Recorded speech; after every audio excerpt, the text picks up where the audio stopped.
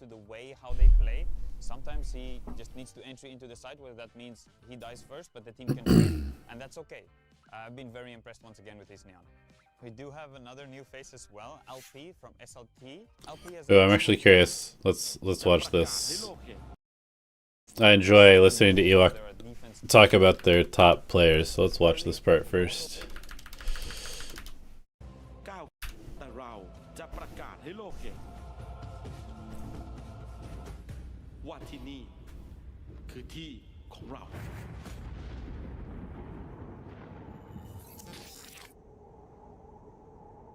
What's up, guys? Welcome back to another episode of our prospect list. This is episode 3. Today's just going to be a short update to wrap up groups, and we're going to take a look what everything looks like going into playoffs. We do have a couple of new faces once again on the list, and the first one to kick that off is Zan. I actually had a very pleasant experience having the interview with him. He's one of the few players, it's a difficult skill to have, is to really understand what to do when you are that entry fragger that does sometimes. Do I think Boom and Nongshin will qualify again this time? I mean, they were my picks to start the tournament. I've been very impressed with the overall job that he's done for his team. And then as for Zexy, he's been a consistent one on this list so far. We will see. He's had some massive rounds. I do think there's maybe a little bit inconsistency from round to round within the map from him at times. But a big thing, or a big part of their win condition for the team is his operator that comes out. Him and Klaus share the operator a lot, and it's been huge for their defense side win rate. I might be elevated, but the VLT fans are depressed. Well, unlucky. Him and Klaus are a deadly duo on that operator for the defense side. And then for Damara, with that 2-0 over NAOS, he didn't necessarily have his best personal performance, but if you watch the game back, you can really see how important he is to the team's success, where he just absolutely sends it with Russ's util, and Lightning Fast is right behind him with the Omen. He's so instrumental to the way how they play. Sometimes he just What's up, Averick Omen? How are you? He dies first, but the team can trade. Sad day today. I've been very impressed. I mean, you guys are crazy. We do have another new You guys, well, LP from SLT. you guys are just crazy. All right, LP is the last guy. Just yesterday, everybody was coping that Velocity was not trying hard, and that's why they lost, and now we're all depressed. Come on, guys, get it together. Get it together. You're like bipolar. Bipolar. Consistently well up in that top league. So we have Sushi Boys over on Motive and PTC here for now. Losing doesn't mean you're bad. Winning doesn't mean you're the best. NAOS Sports.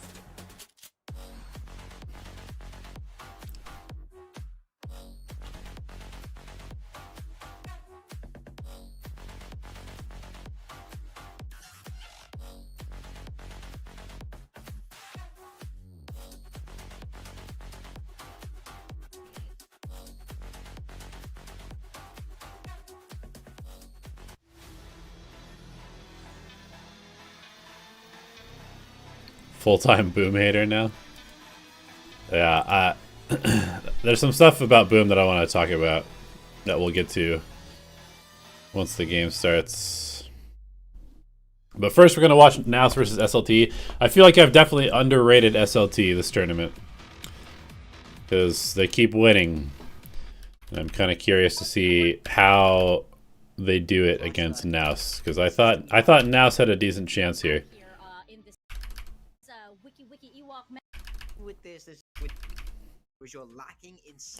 This comp is pretty nuts. I like the jet is really throwing me. The rest of this makes a lot of sense, but the added jet just seems so crazy. It's so hard for me to understand why they're playing the jet.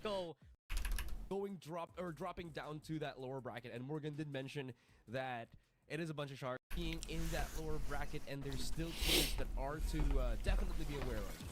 Yeah, and SLT, this chamber comp has been incredible for them, and here we go with Klaus already taking down Nokia. That's one thing to look into this composition. First time we see NAOS play Sunset. Okay, chamber gets info that they're going aggro A, and they just walk into B. Free plant. In those Indonesian squads, as SLT are already on the B side. Yeah, this is going to be a little bit problematic, I think, for NAOS now that they don't really have that much map control. Trying to kind of go for this 2-2 split, but again, because they don't really have yet that control, they're going to have to check every single corner, and now the contact starts.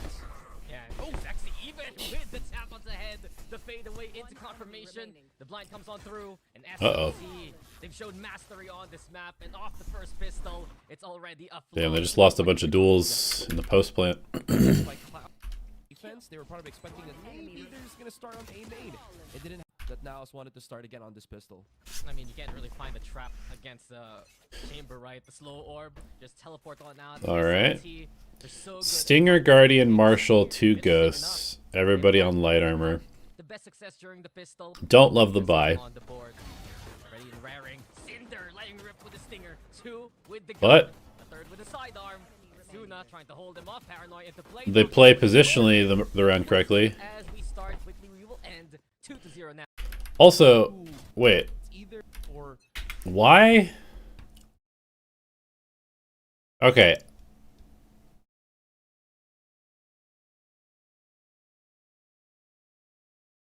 NAOS has 2 main duelist players, Zan and Mojer.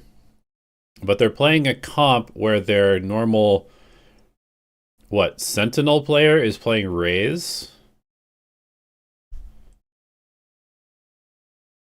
They get grappled really hard on the first half, and then I don't totally understand that. And still can't really get that overall comeback. Ooh. Yeah, I mean, the struggles in VCTC against teams like Full Sense, Motive. That doesn't make a lot of sense to me. It's been a concerning map here for NAOS, but the different configuration here. They already get the first pick, and Sand playing on 10s, finds Cinder here. Bit by bit, NAOS getting some good angles going, but Zexy's not done. In the list of Ewok for good reason, he's been a consistent force here for SLT. The blind side into the peak. Sand still holding his ground. And NAOS on the other hand, already showing their forces from both. Good nade. The gate crash out from the Yoru. Zexy just 1 HP because of that toxic screen. But no one's looking savvy. Good trades by NAOS. 5 HP, should be unwinnable.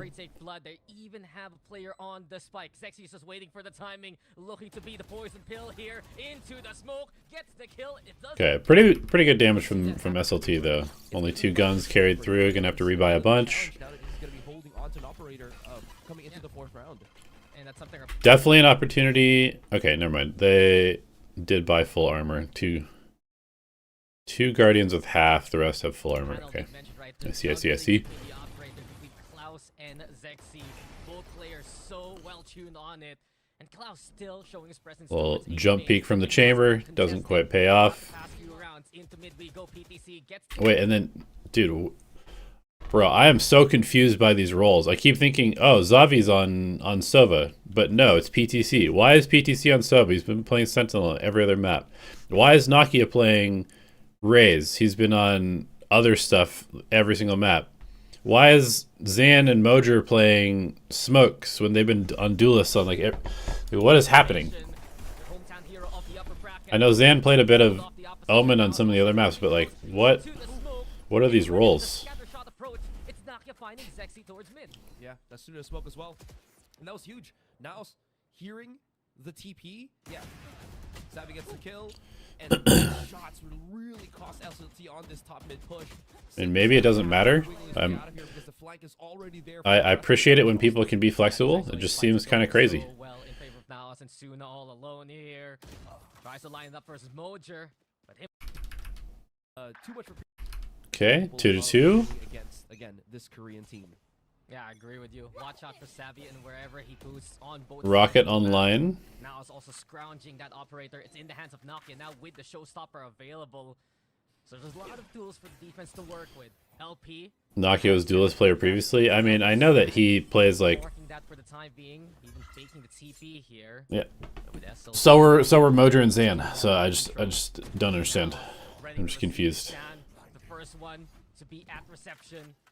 The IGL of SLT gone here. Gets a scan. They know there's more here. Maybe it's a confidence thing. Maybe neither of them feel confident in their raise. And he wants confirmation. Showstopper sent. No kills though. Ooh. The blind comes in, Okay. but Dan's playing danger close. Good collapse by NAOS. Just hold steady here by Just fighting them in elbow.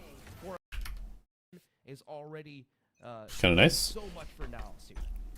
and you can see the Peek up over the top on the smoke. Ooh, Mojer gets caught. They just go fast. No way you lose that. When he's on it, you know he's just an absolute machine. Go into Oh, B. this round's over.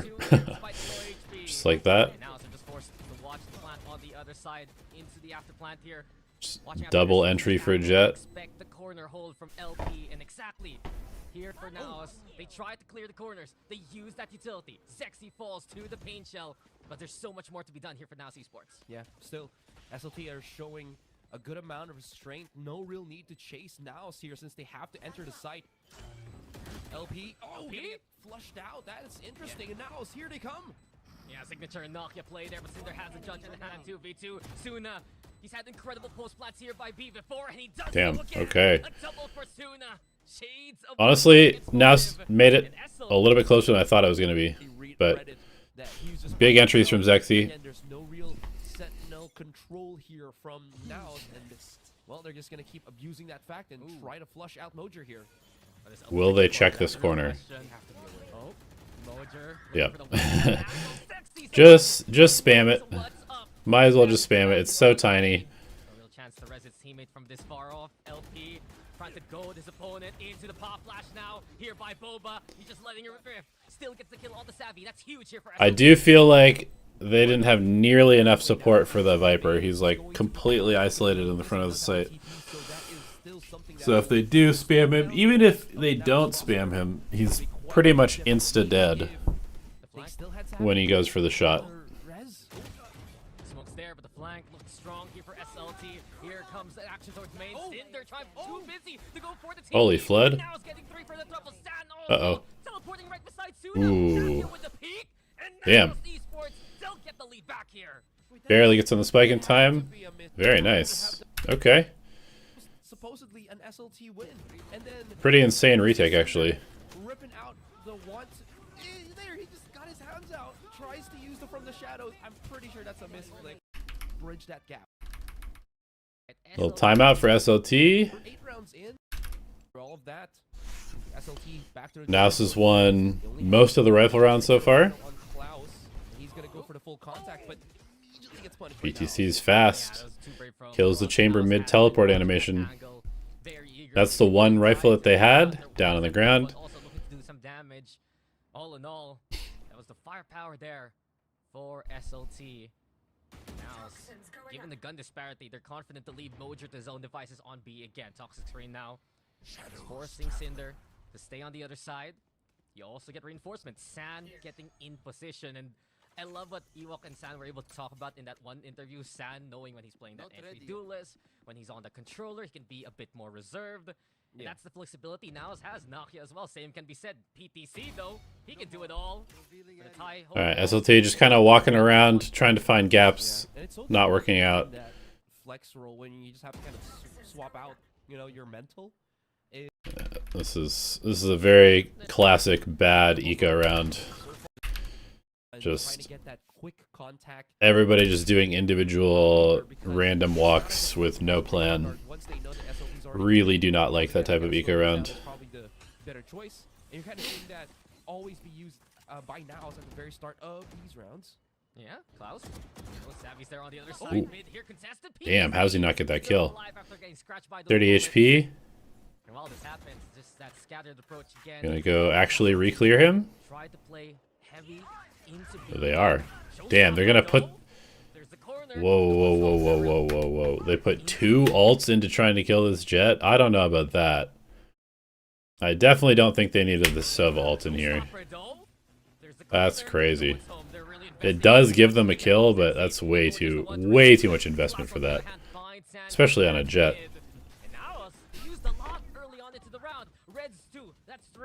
Okay, yeah, 3 ults into the round. Yeah, but they were willing to commit this already. They had this on that last round, and they will continue to use Everybody coming from CT. I don't like this. The close angle with the operator might actually have, or the I do not like this. some impacts that SLT are wanting to get. Oh no! If Klaus hits that shot, the round is over, because then they have to run through a slow. They're probably still gonna lose this. Damn, what a shot. Ooh. Wow. So they do win it. But they put in 3 ults, which may end up coming back to haunt them later on in the half. We'll see. There's only 3 rounds left, so maybe not. Maybe it's okay. Checks the corner. Nobody there this time. Found the Viper. Okay. Damn, what crazy movement from Zexy. This guy is so aggressive. Doing incredible damage towards B again, and we're not done with LP here. The IGL wants to lead by example. Holding close here by Boba. Spike's gonna get planted. Oh, did he just bypass it? The trap, perfect, but the timing! PTC not like this! Still a couple of kills. Yeah, now this finds fighting angle, and San just lets it rip! 2v1 though, and Zexy, full arsenal, still has the blades, finds a rifle. It's all up to PTC here to try and clutch. Doesn't get spammed through the smokes. The dark cover's gone, and SLT will back away. Shot start though with confirmations, jumping stairs, so now they know that PTC is gonna try and... Damn, what a round from Zexy. This guy's a beast. This guy's a beast. Okay, quick timeout from NAOS. They do not want to let this lead get away from them. Don't blame them. Nah, I've been in the US for a while. Look at that. This is the squad that plays on the I've been back in the US for a couple months now. He has space to work with here. And SLT looking to bypass it by playing straight into the elbow. PTC now here in alley. In the smoke. Sees the gate crash across, so he's keeping tabs of that one. SLT should get the spike planted for free here. Instead, we watch for the They just completely disregarded this Viper's Pit. It's kind of funny. Ooh. Nice util by Zuna. Nice double from Zan. Without the veil, he's the one who lifts the hope of NAOS here. LP, beautiful peek. 3v3 coming into the site now. It's Zexy, still sharp as ever.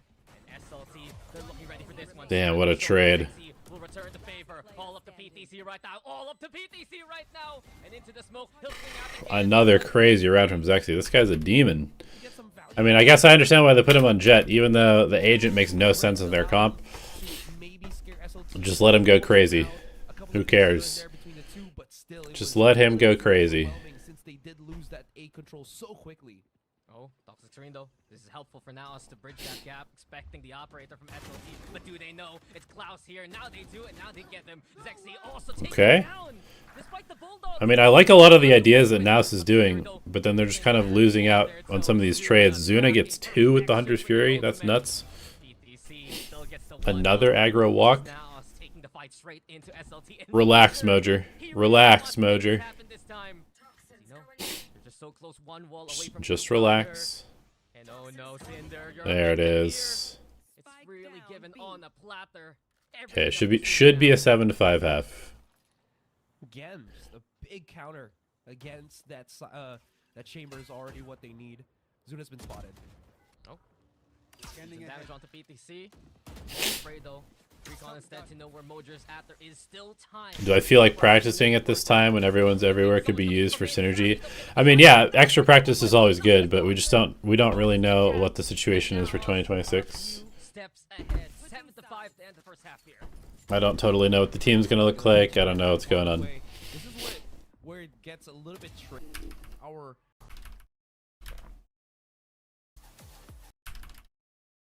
Okay, 7-5 half for NAOS. on this chamber. We'll see how that works.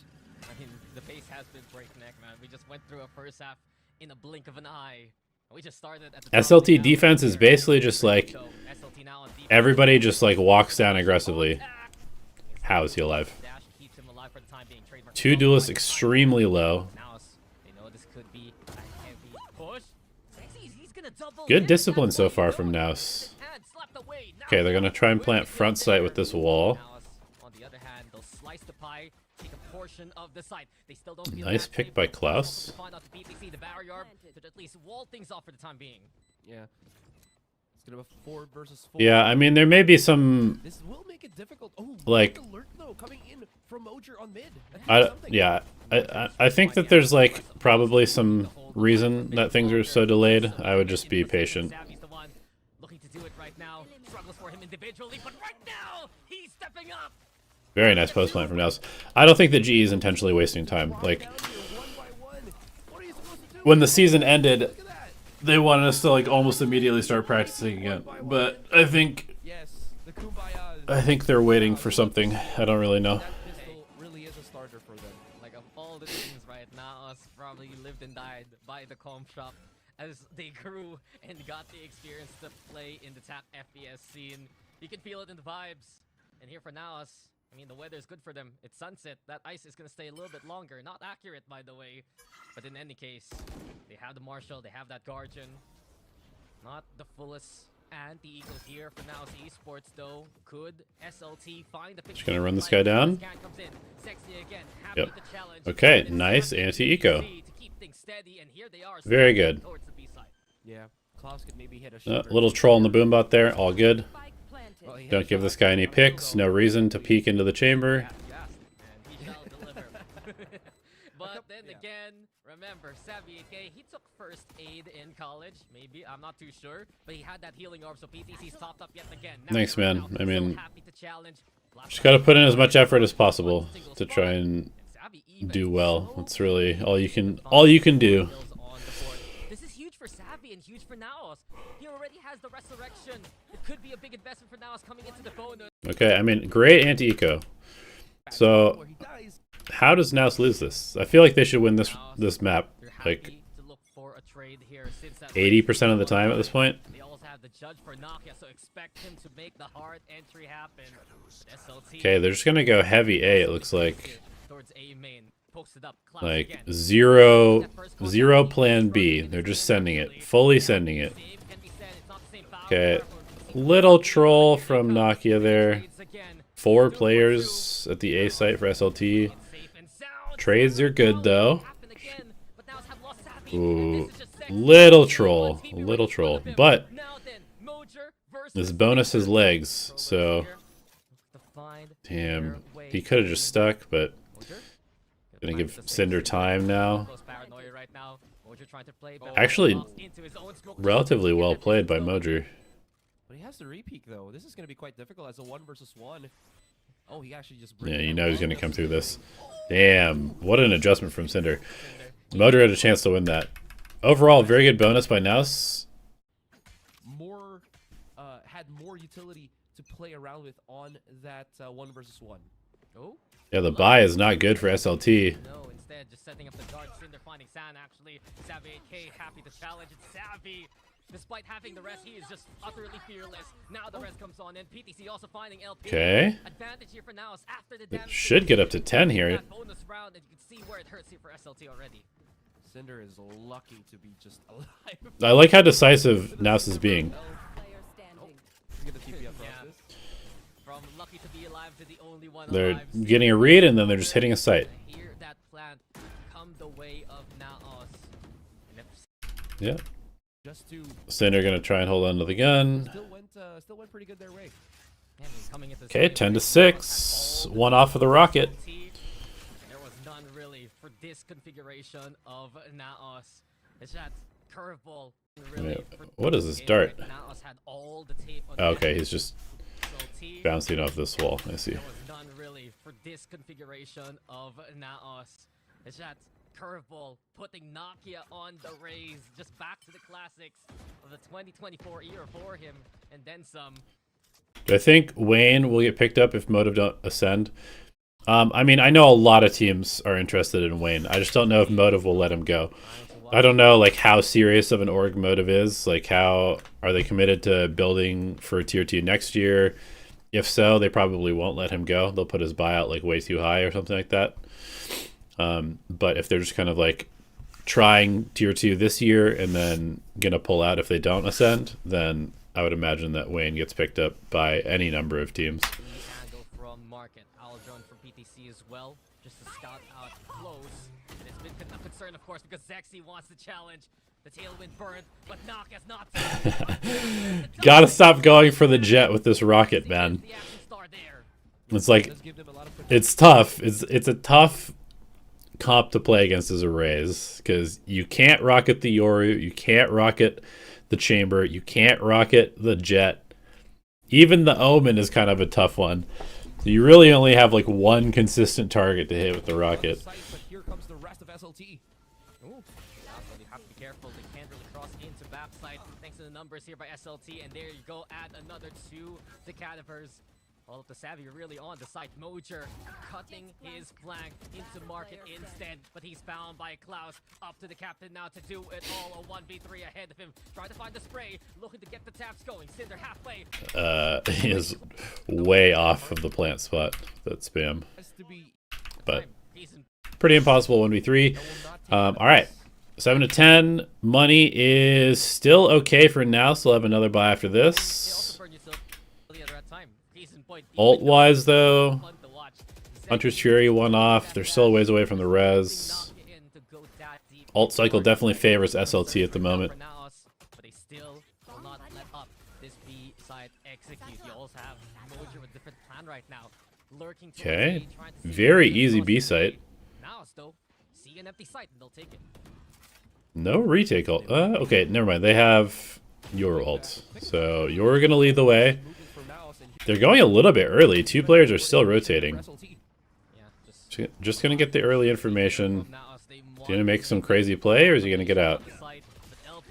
Just gonna get out. Okay. Ooh, this position by the jet might be big. Yeah. Very nice by Zexy, actually. He updrafts onto the wall and then just waits for his team to distract. Kind of like that. Mojer, where was he? Oh my god, Mojer was on the longest flank of all time. Okay, so that was basically just a 4v5 on site, because Mojer's flank was insanely late. I do have 3 opping agents. It's incredibly important. SLT, like you mentioned, has gotten that momentum boost. Okay, a little jump peek. Teleport from Zan. Sees nobody top middle, so they're just going to walk into mid. No operators bot for the side of SLT.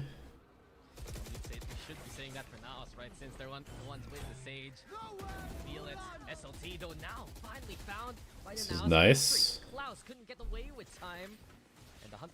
Unfortunately, this is something that we did several times this year.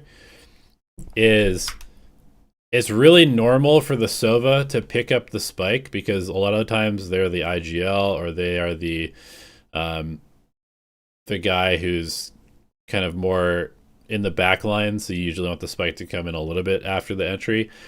But putting it on the Sova is not great, especially when Sova has ult, because now if they had planted the spike now, like when they're getting in, this would be a really good round. But now the plant is going to be delayed by an extra like 10-15 seconds, because he's not in yet, right?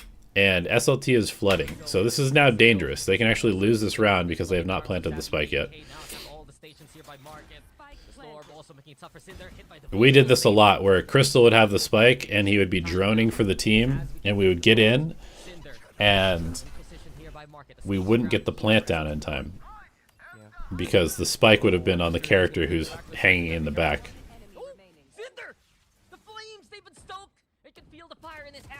Yeah, and because they have to stay on site to secure the spike plant, they can't get into their actually good post-plant position, so it puts them in a weird spot.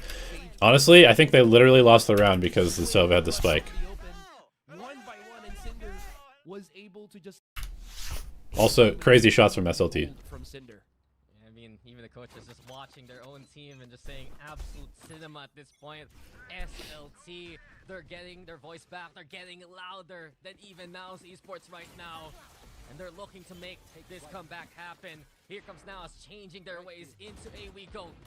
Roger. It's like Naka trying to find the angle. Sand also found here.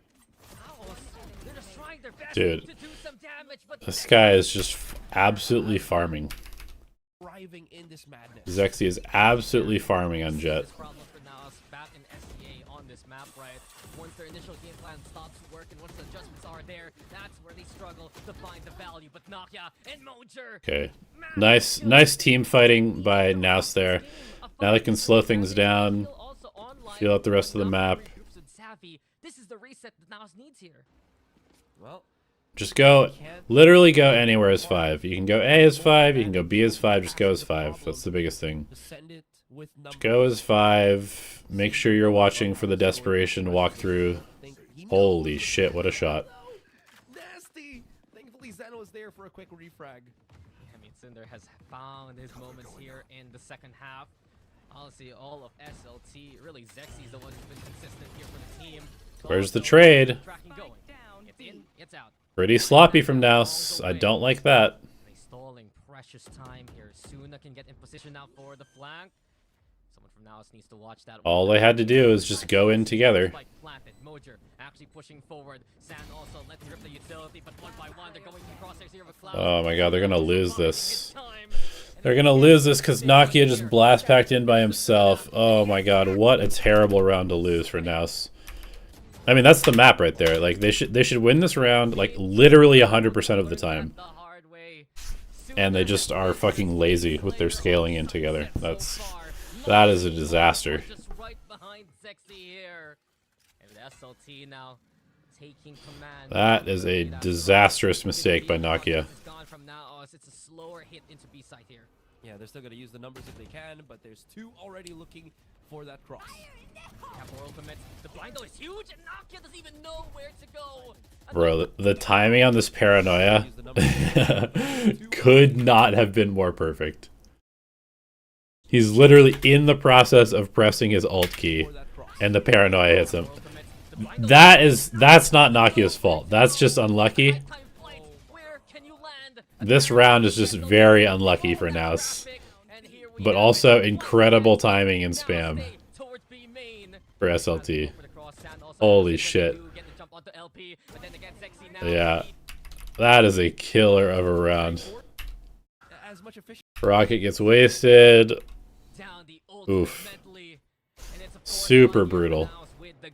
They need some godly taps if they want to stay alive in this map. But SLT, they brought out the operator. Like, there's literally nothing that NAOS could do there. Just very unlucky timing for them. Still so far, SLT holding with their quick rotation agents. Right, there might be a chance where Klaus just pops another shot through here on mid. This means like the NAOS. Like, if he uses that paranoia 1 second earlier, they cancel the hit and then they just exec with the rocket right afterwards. But it just so happens to coincide exactly with when he's hitting the ult and starting to blast pack. That's super tough. No way this guy's alive. Huh? Okay. PTC is kind of trolling there. Like, they had 45 seconds to work with. He definitely does not need to just rip the ult. But all good. A little bit of panic from NAOS there at the end. Also, definitely a bit unlucky. It is what it is. But the big round is the Nokia blast packing in by himself on a 4v2. That's like an unacceptable mistake if you want to win Ascension. You cannot be doing that. Tripwires would work better on. Okay. Going to Haven. Now we're back with Mojer and Zan on the Duelist. Nokia's on Smokes. PTC on Sentinel. very weird roles for Sunset. It is what it is. Like, they played pretty well. They probably should have won the map, but just very interesting that they're switching stuff around like this. I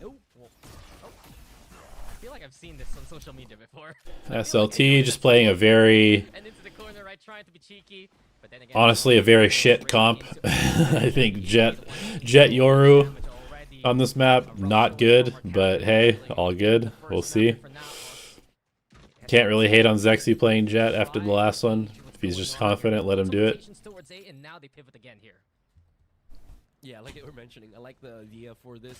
LP, though, is going to get cleared by now, so they have a faint idea of where the lurks will be, but the push for B will be continuing. Yeah, lots of Bs there. I mean, to be or not to be. I mean, Morgan taught you how to spell some maps a while ago off cam there, right? But in any case, now jokes aside, right? SLT, they get the plant going. Paranoia for Paranoia, Cinder, and Zexy. They want to make the push happen. Here comes the Hinder right now, courtesy of Sam, but Klaus has the Nice lurk by Klaus. Perfect timing. How does he even fight here with confidence? Mojo can be alongside him soon already, getting job done. SLT. This pistol does not fill me with a lot of confidence from NAOS. They look very uncoordinated on the retake there. That's been one of their strengths, that they played together pretty well as a team, but that looked super uncoordinated. The ringer, the flexing the muscles, they're showing the strength here. And as of now, the Korean squad in control again after getting some consistency in these pistol rounds. It's a great improvement for SLT coming into the playoffs, right? Now then the LP all the way onto C site. Class the one with the clear sight there to catch out Mojer. Sexy, of course not done, but that shot doesn't actually find the target. PTC doing some damage instead here. Double dip. Sexy wants to make it happen. PTC, same angle. Doesn't really matter. They get info, they get on site, they get the spike down. Trying to regroup by mid. Yeah, pick up all the weapons that they can. They're going to play heavy offsite. With the ones that they were able to obtain, still not a lot. Yoru doesn't have a teleport to get out. Yeah, so they need to come back and help him. That damage. Suna again. He's just been exquisite. Okay, nice shot by Zabi. They can make this a bit more expensive, potentially. LP in response now is given a chance to play on the side. Suna now low HP. Klaus recovering fire and Okay. Suna, 2 people alive. the ghost in Lose hand. 1 gun. Everybody has to rebuy, basically. Not allowed. You tried with the Anyways, moving on. Strong rounds for SLT. And again, we're just seeing how much control they really have on this attacking side. And again, it's allowing them to rotate with the rest of the squad, knowing that NAOS loves to play with a lot more numbers. What was that from Zan? To rotate with the rest of the squad, knowing that NAOS loves to play with a lot more numbers behind them. Just bails out. You can feel it slipping from NAOS immediately. San 47 HP just after the initial peak. Nakia though, great counter angle versus Sexy. If Grumble didn't retire, well, if he didn't go to military last year, then yeah, he would have been on a tier 1 team for sure. Early on here. This is gonna be hard. They have to push out somewhere else other than just the site, because there is just a bajillion post plants available here from SLT. I mean, PTC's trying to do it there from Garage. The class already was fine. It's already SLT all over the board here. And LP with the Bucky. Just a security guard up close and personal. Damn, they go for the fast B plant and just play post. That's tough. All right, bonus goes the way of SLT. NAOS is in trouble. I think for NAOS to have made that happen. NAOS is in trouble. Confidence speaks volumes here for SLT. Just out-aiming, out-maneuvering the opposition. They went on an absolute tear there in the second half of Sunset. How many rounds was that in a row? Just to finish it off. Oh, we saw him. Ever since right now, has had no Mojo can't even back. He dies. No escape. He dies after teleporting. That's so tough. Unfortunate. Oh, Zavi, he's by himself again. Savvy. Great shot from Zavi. Never count out Savvy 8K. You know he's good for But it. Zexy, very decisive on the punish. And all in all, Make sure this round doesn't fall apart. just dismantling NAOS bit by bit. It's been carnivorous for Zan might have slipped the timing, Spike planted though. but there will be somebody watching, Flank I here. think. Hasn't found a kill yet. Maybe not. Backstab could be good for him. Lining it up, trigger discipline. Looking Yeah. for more perhaps. Suna unaware. Cinder now falls. Okay. Suna the next. It's Sad doing some incredible damage. It's up to PTC now to continue where he left off. Damn. SLT will deny it. That was so close. Really well played by NAOS. From NAOS. Just swing against him. Almost got it. Went for the quick little tap and just fell down. Is this another story of Korean greatness though in Ascension Pacific, right? Zuna is having a very good map so far. For us, right? We saw Sinprisa ascend and become Nongshim, and right now it's newer faces looking to do the same kind of run. The start has been stellar here for SLT. Now they keep the pressure going with the Okay, they see PTC, they see Xavi. Really good information. They can just flood into the site. Still concerned. Hunter's Fury cyber cage. Counter Hunter's Fury. Not overreaching here. But Xavi can't find any of those targets and the rotation comes in from SLT. Yeah, he had the right idea that maybe mid could be compromised. Since Does stop the push, but now they're going to go stack A and fully give B. really, Which I don't know how I feel about. so for the meantime, NAOS are forced back on their side of the map. Seems like Nakia should probably be towards middle. I don't think they really need him over to help the Yoru. At least keeps Zexy maybe a little bit afraid, but Zuna, oh my god, where's PTC looking? Dude, PTC fully unaware that anybody could be middle. That's a little worrying. Gets away with his life and soon And now he's just dueling in window. I really don't like how PTC is playing this round. Have to relent there. SLT eventually they need to hit the side and straight on towards B they go. Zexy trying to find PTC first and foremost. Paranoia comes in towards Link as well. And Zexy now he's gonna clear the other side. Utility lob this way, take some damage. SLT at the post plant. And here we go. Zexy's not done. I mean, he's being so annoying. He's getting so much utility out, delaying them a ton just by being super annoying on this jet. For Cinder to get just, you know, hidden, and now here comes the rest of NAOS. I mean, abilities for time right here. We have it. Cinder right now still in position, but found by PTC. Now it's checking all the corners, all boxes, all parcels. Yeah, he's got it. They need to have a tag in them. And speaking of the tag right now, it's Zexy who has PTC's number. Sand now flanking from the Ooh, they needed that one. But the Hunter's Fury, of course, it's still there. It's still around. Honestly, the post plan is nice by SLT. Like, Have to retake this B site. I feel like NAOS is giving B too easily, and they don't really have a good retake plan for it, which is crazy because it should be the easiest site to retake. But they're not putting enough emphasis on middle. Now's the time to rally. It has to be here. From this point on, they can't let SLT just run away with this attack. Yeah, they're just getting smoked right now. 1, 2, nope. Somehow he escapes again. This guy is some of the craziest movement we've seen in a while. There's no response from the C squad here. I love how Zexy's, oh, Zed is just chasing for it. Just insta punished. That's tough. Definitely some desperation coming out from NAOS. It's painful for NAOS, and we know it firsthand. Alright, I gotta check. How many times has NAOS played this comp? How many times has NAOS played this comp?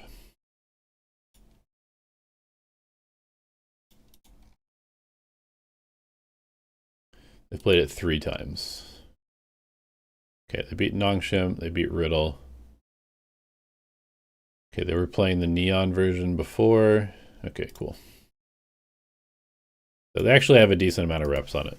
SLT, they're there to punish. They've gotten the read onto NAOS here. PTC and Nakia, they need a miracle to find value here. They might just be nervous, honestly. They look like they're making a lot of like random little mistakes that they were not making earlier on in the tournament. Proven it pretty effective for him to just get these super aggressive angles and still get out with his life. Yeah, his movement has been stellar. And the same cannot be said for Sand, who's just found by LP. And they're just taking solo duels, man. And that was the concern. You fucking hate In the to see second that. half of Sunset, SLT would just This is like maybe the most important round that they're going to have if they're going to come back, and they're just taking solo duels. Left, right, try to dodge bullets, and then Basically no help at all for Zan, and then no help at all for Nakia. Both of them just 1v3. and still get out with I guess, I mean, this is a 1v1, but still, and then Nakia re-swinging into multiple people is crazy there. winning the aim fights. And that was the concern. And the second half of Sunset, SLT would just win duel after duel. Klaus here watching the flank. Now do have the numbers though, so there's a chance to make this happen. But if they line up for him, they just Just line Instantly doubled. Yeah. All right. NAOS is boomed. This half on Haven. NAOS is boomed. This map is over. Heartbreaking to see for NAOS because they are trying.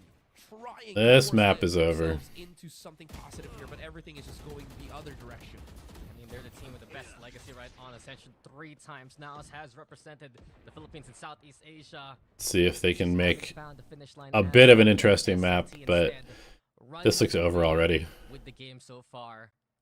We're now stuck on this eco cycle. The struggles continue.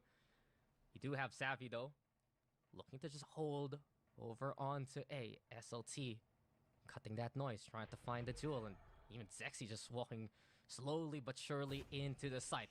They do have the Sova here of NAOS just tucked away into the corner. Smoke's there too, but Zexy, the Outlaws just Yeah, NAOS is not taking any space. They're playing the comp that, like, the way that Paper X plays this comp is that they literally push every round. Like, every single round they push. And NAOS is just like playing in spawn, rotating back and forth, letting them take all the sites. This is tough to watch, bro. Almost made that comeback happen. There's still a chance for now. Again, just playing passive, not taking any aggressive space. No plays together. No aggro push into A lobby. No aggro push down C long. Just sitting in a normal setup that you'd see any other comp play. Makes absolutely no sense. First contact, but he's been spotted already. Yeah. And now they've had some good timeout conversions within the group You stage. cannot play this comp like this. Just reset the team. But there needs to be more from NAOS. There needs to be those signs of life, and it's SLT just playing it quiet right now. Onto the default. This is the best chance. Mojo has the operator. SLT are playing it slow and Okay. swing. Pretty bad swing from SLT. They don't have them swinging together. Just one guy goes out and dies. A hope, a glimmer perhaps. And as a chance here to try and play it. But they're just going to send it in. Good discipline from Mojo. Immediately out of there. They do have your ults, but they're just not aware of SLT playing aggressive. It's pretty bad. The man on the high tower here, and he lords over the off angle that NAOS will try to clear. Dart there in position. Cinder still happy to. Now it's just kind of asleep. No way. That's amazing. But eventually he'll set up towards Graffiti now. Convert your bats into play, and here comes the waylay down to try and dash on the inside, gets the kill out to Zexy. NAOS right now. Holy shit. Look at those shots. Insane shots from Klaus.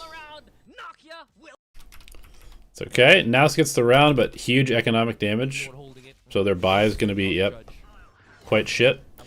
Good buy of the Outlaw by Zexy, recognizing that they're going to have a bunch of half armors. Not here and not on this map. PTC though immediately with the push into mid. NAOS looking to make this map as claustrophobic as possible for SLT, but SLT have found a way to slip on through. They're already straight on the C-side. Outlaw gets value.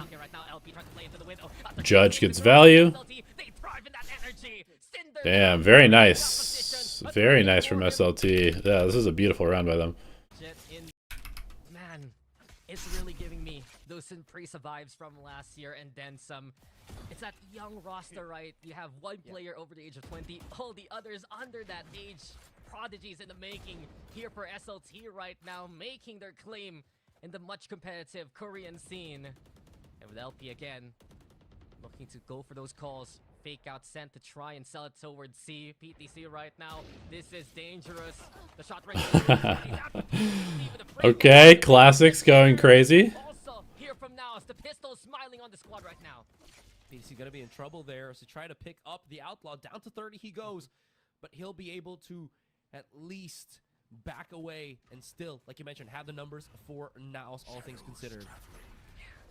Remember, the rounds where NAOS wins are the ones we get the first pick into the fight. The numbers also stacking onto A here. Suna. I think he heard Savvy. Watch out for any flank, and he might know Savvy's nearby, but does he know that Savvy has crossed into spawn right? This could come to a head between the two Sova. Savvy, dangerous here. If he crosses on through, Suna has the angle. Dude, what a crazy round. How did Zavi even get here? I wasn't even looking. But they read it. Okay. That's crazy that Sindu even checks that. NAOS with another moment right now. come, guns to scrounge into the post. Okay, 2v5. Surely NAOS will win this one. On that east side, I guess rotating to C. Savvy though is, I think, in a bit of predicament if you lose. Yep. Okay. 9-2. 9-3 curse and a comeback. Let's see. Slightly will have firepower to finish. Yeah. 4-person C push. Here, my friend. And with NAOS pushing into C long, they want to play the aggressors again.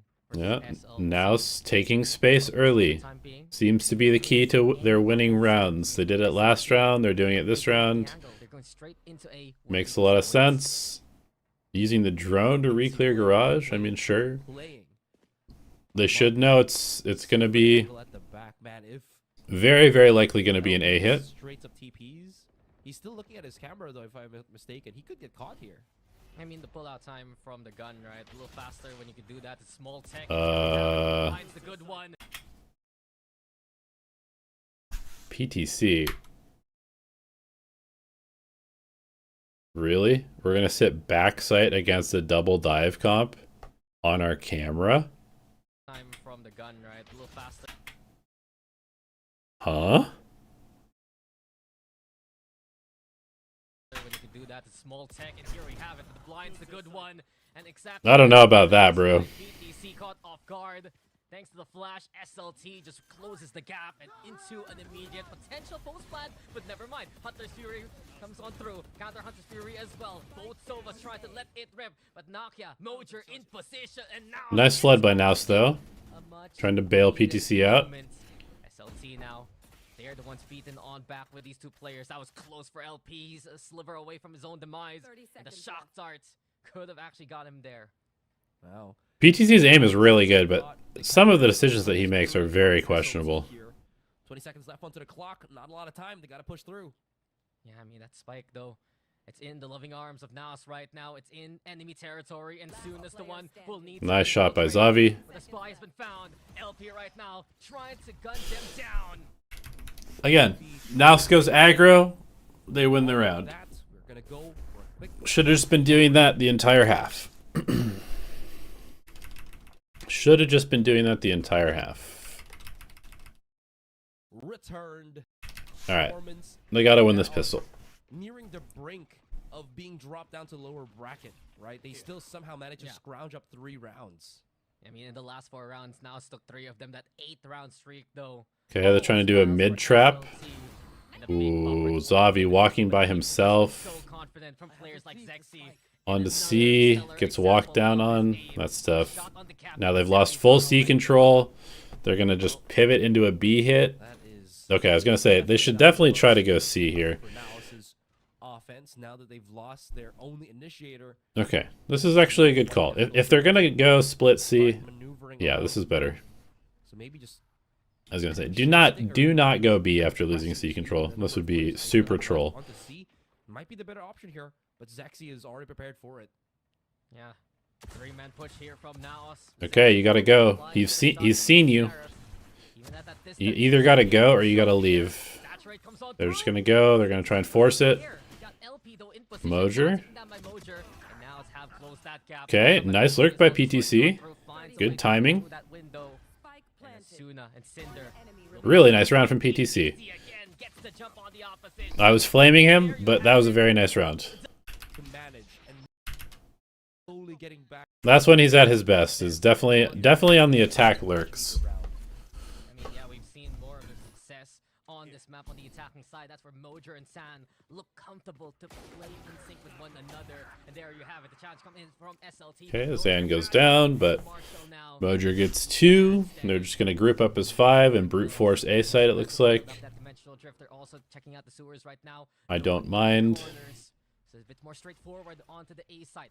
Smokes out. PTC goes solo short with the pistol. This is all good from NAOS. Yeah, this is a nice round by NAOS. Very good. Okay, Outlaw, and it's a good buy. Coming into a buy here for SLT. I think it's interesting. Oh, never mind. I was looking at the wrong side. Okay, Outlaw, it's fine. Because of the money situation. So holding close Outlaw's fine. onto that B site.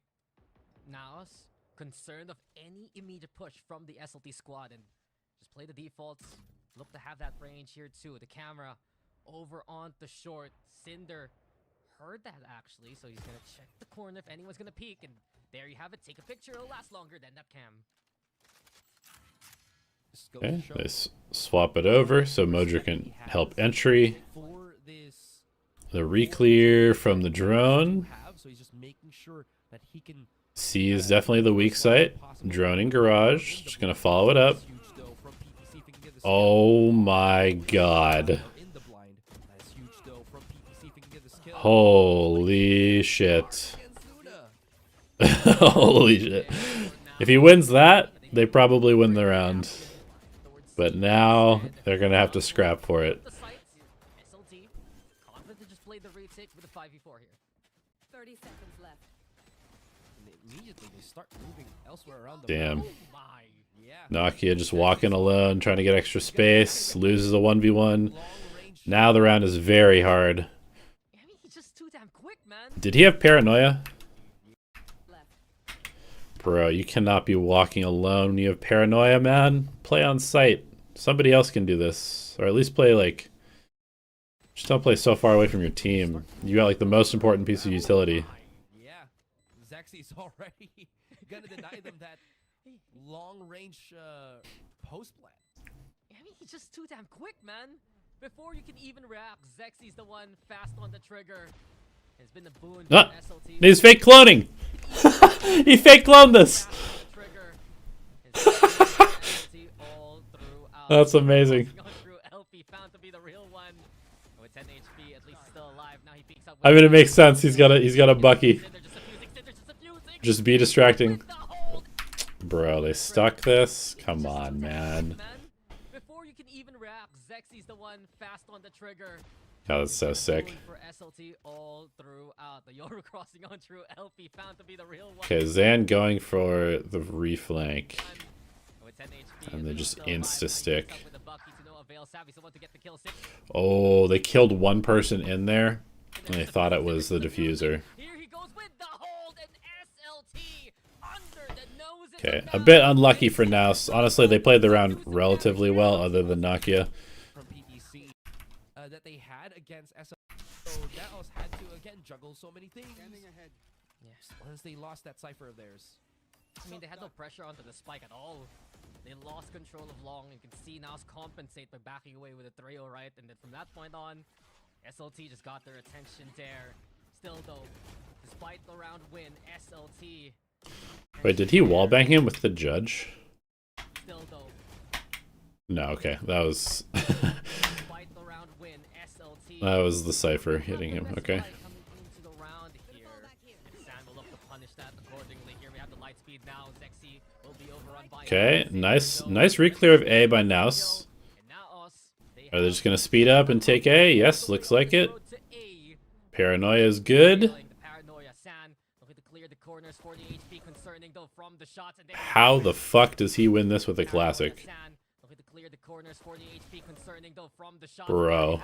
The classic's good enough. Nokia makes a trade happen. The corner still left unchecked, left uncleared, and it's looking unlikely. Damn. How the fuck does he win this with a classic, man? Show me the replay. That is nuts. What is that?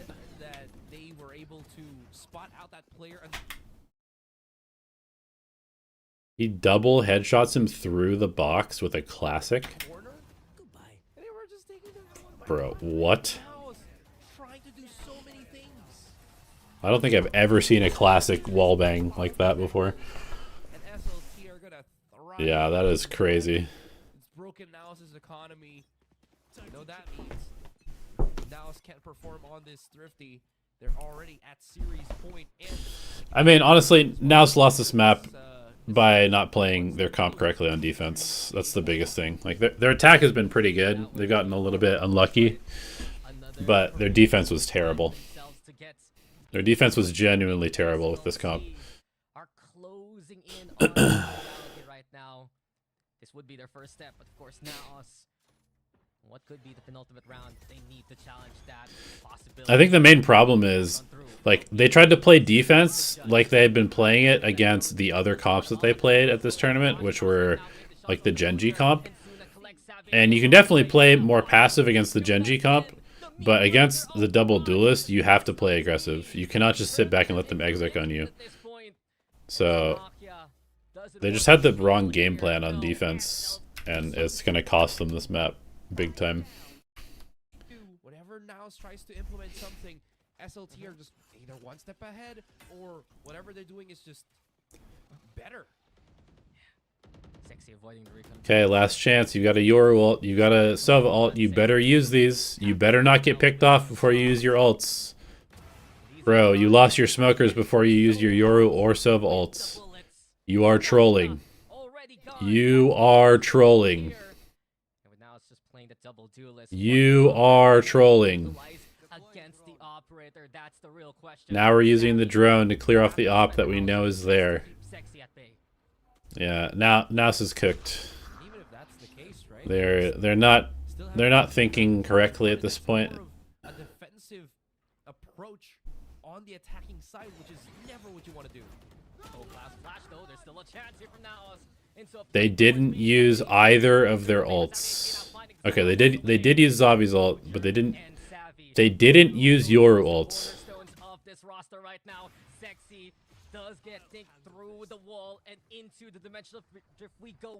All you have to do is just call a Yoru ult round. Like, it's one of the best abilities in the game, and you're not using it with 5 people alive. I don't get it. It's the last round of the series, potentially, and you don't use the Yoru ults to start the round. I mean, they're going to win the round anyway, but that round was terrible. They're very, very lucky to have won that round. They look to have a better chance of taking these W's. Ooh, Cinder! Bro, what? I mean, sometimes the other team just guesses right with their play call. SLT aggro's A at the same time as NAOS goes aggro A, and Cinder just kills everybody. Well played by SLT. They're shooting really, really well. They're playing with a lot of confidence. NAOS super trolled the series, but SLT is good enough to punish the mistakes. So, alright, let's go watch Velocity. What happened to Velocity?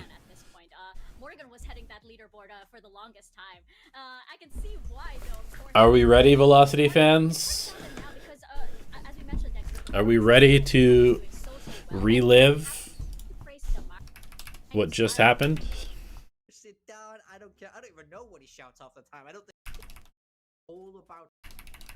Are under a lot of scrutiny, being that Pacific team that wants to get back on that stage. So my prediction was that this was going to be a very hard matchup for Velocity, just because I think Boom's coaching staff is really good, and I think that their experience, their recent experience in the league, is going to help them a lot. Especially as we head into the map veto for their first series here at playoffs, which they're stepping into bind here. Okay, and both of these teams were banning Abyss. I think I kind of would have loved to see Velocity float Abyss and ban something else, because Boom is definitely not picking Abyss if you leave it in. They've been banning Abyss the entire time. If you leave Abyss in the pool, they probably will not pick it. You can ban it second. You can ban your second worst map, which I don't know what that is. I love this for Boom. Boom are taking the risk here in the veto because they know that Velocity, you know, they love to veto in exactly the same style. Boom don't like Abyss either, but they're trusting that Velocity are going to ban it. So they take out Lotus instead, arguably Velocity's best map. Yeah, this is a good ban. This is a map that Velocity haven't played since March, I want to say. So this is a very, very aggressive approach to counter your opponent. Yeah, I agree with what Big Time is saying. It's a good veto by Boom. Good veto by Boom. No need for you to ban Abyss. You know that Velocity's never picking Abyss. They've not managed to get that this time, where we almost never. At all at ease, exceeding everybody in performance. It's worth mentioning, Boom haven't played Bind yet this tournament. Picking it tells me that there's some. I don't think we can adapt. Say on the sky here. Okay, right off the bat, I'm just gonna say, fucking hate this comp. Damara sticking to the Neon. Really don't like this comp. On the Brimstone here, lightning fast on the Raze. This is a big stylistic swap for Velocity. On the side of Boom, they keep it relatively simple. A pretty standard double duelist with the Yoru. Like, straight up, if they were gonna play double duelist, I would have loved to see them just stick with the Breach. I do not like this comp. The Raze with Nats playing that Brimstone. But I don't like this comp. I don't like the rolls. Don't like the Vice. Yeah, I think this comp is terrible. Massive departure. I'm and yeah, it's a little bit iconic for Boom East before we got into this. Way earlier this year around March, this is the same All right, let's get into it. lineup that they have. So is this just a comfort pick from way back, or have they actually practiced this coming into the new meta here in Valorant?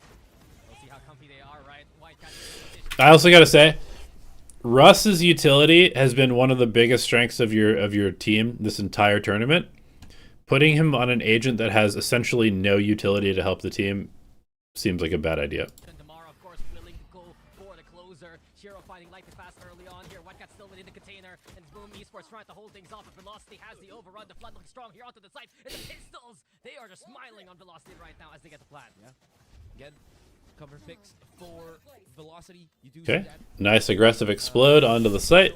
Get the spike down. 4v2 on pistol. Very just strong approach for Velocity. I think Boom might have just maybe floundered a little bit, picking out. Velocity's pistols have been really good this tournament. We're seeing their weapon perhaps. As Velocity doing such a good job now to play. That is a very nice molly. Could be huge from Berserk. The poison doing damage. Okay, And again, a very I've given Velocity a lot of props for their post plant. just strong approach. This is an awful post plant. You're against 2 smoke agents and you go 4 long. Like, they're going to be able to permanently smoke you off. Maybe They need to have at least one person on site. This is not good.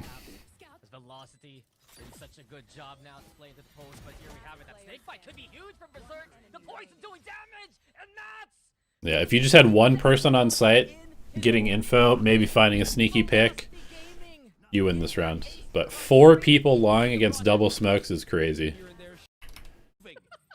Him too.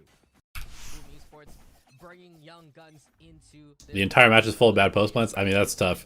Because they've been the best post plant team at this tournament so far. I just want to double down on things Morgan was mentioning. They've been the best post plant team at the tournament. So if they're losing post plants, they're going to get fucking rolled.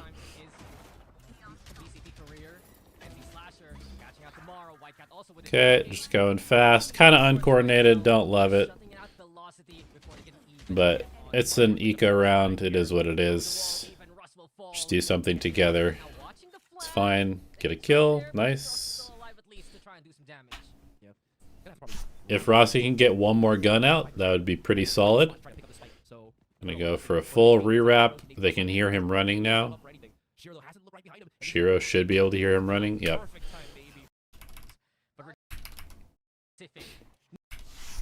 And we've seen Velocity. Oh, they forced? I didn't realize that they forced. Okay, now they're cooked. Now they're going to double outlaw. It has to be a taxing back-to-back here. Yikes. Okay. I mean, forcing on bind is fine, but I didn't realize that they forced. It's a pretty big gamble. How he was pretty known for that raise of his, but we'll see. It's been a while. It has been a while, and now Damara speeding on through. Lightning fast though, caught here by Shiro. Nice Bucky entry by Damara. Very nice entry by Damara. Gets 2. That's Velocity for you. Signature speed into play. Fake out though. Yeah, I was gonna say it. Get that man back on the Bucky. Bit lucky that the shot doesn't Get that man back on the Bucky. On the other hand, pushing forward here, trying to find the angles, but look at the post plant here from Velocity, straying within the lamps right now.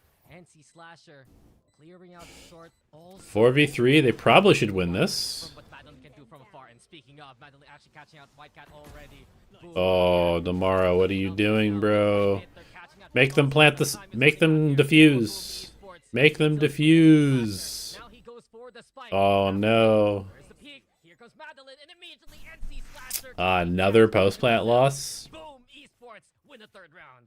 Shiro is such a menace. That's tough. What is Damara doing here? Boom here from what Madeline can do from afar. And speaking of, Madeline actually catching out White.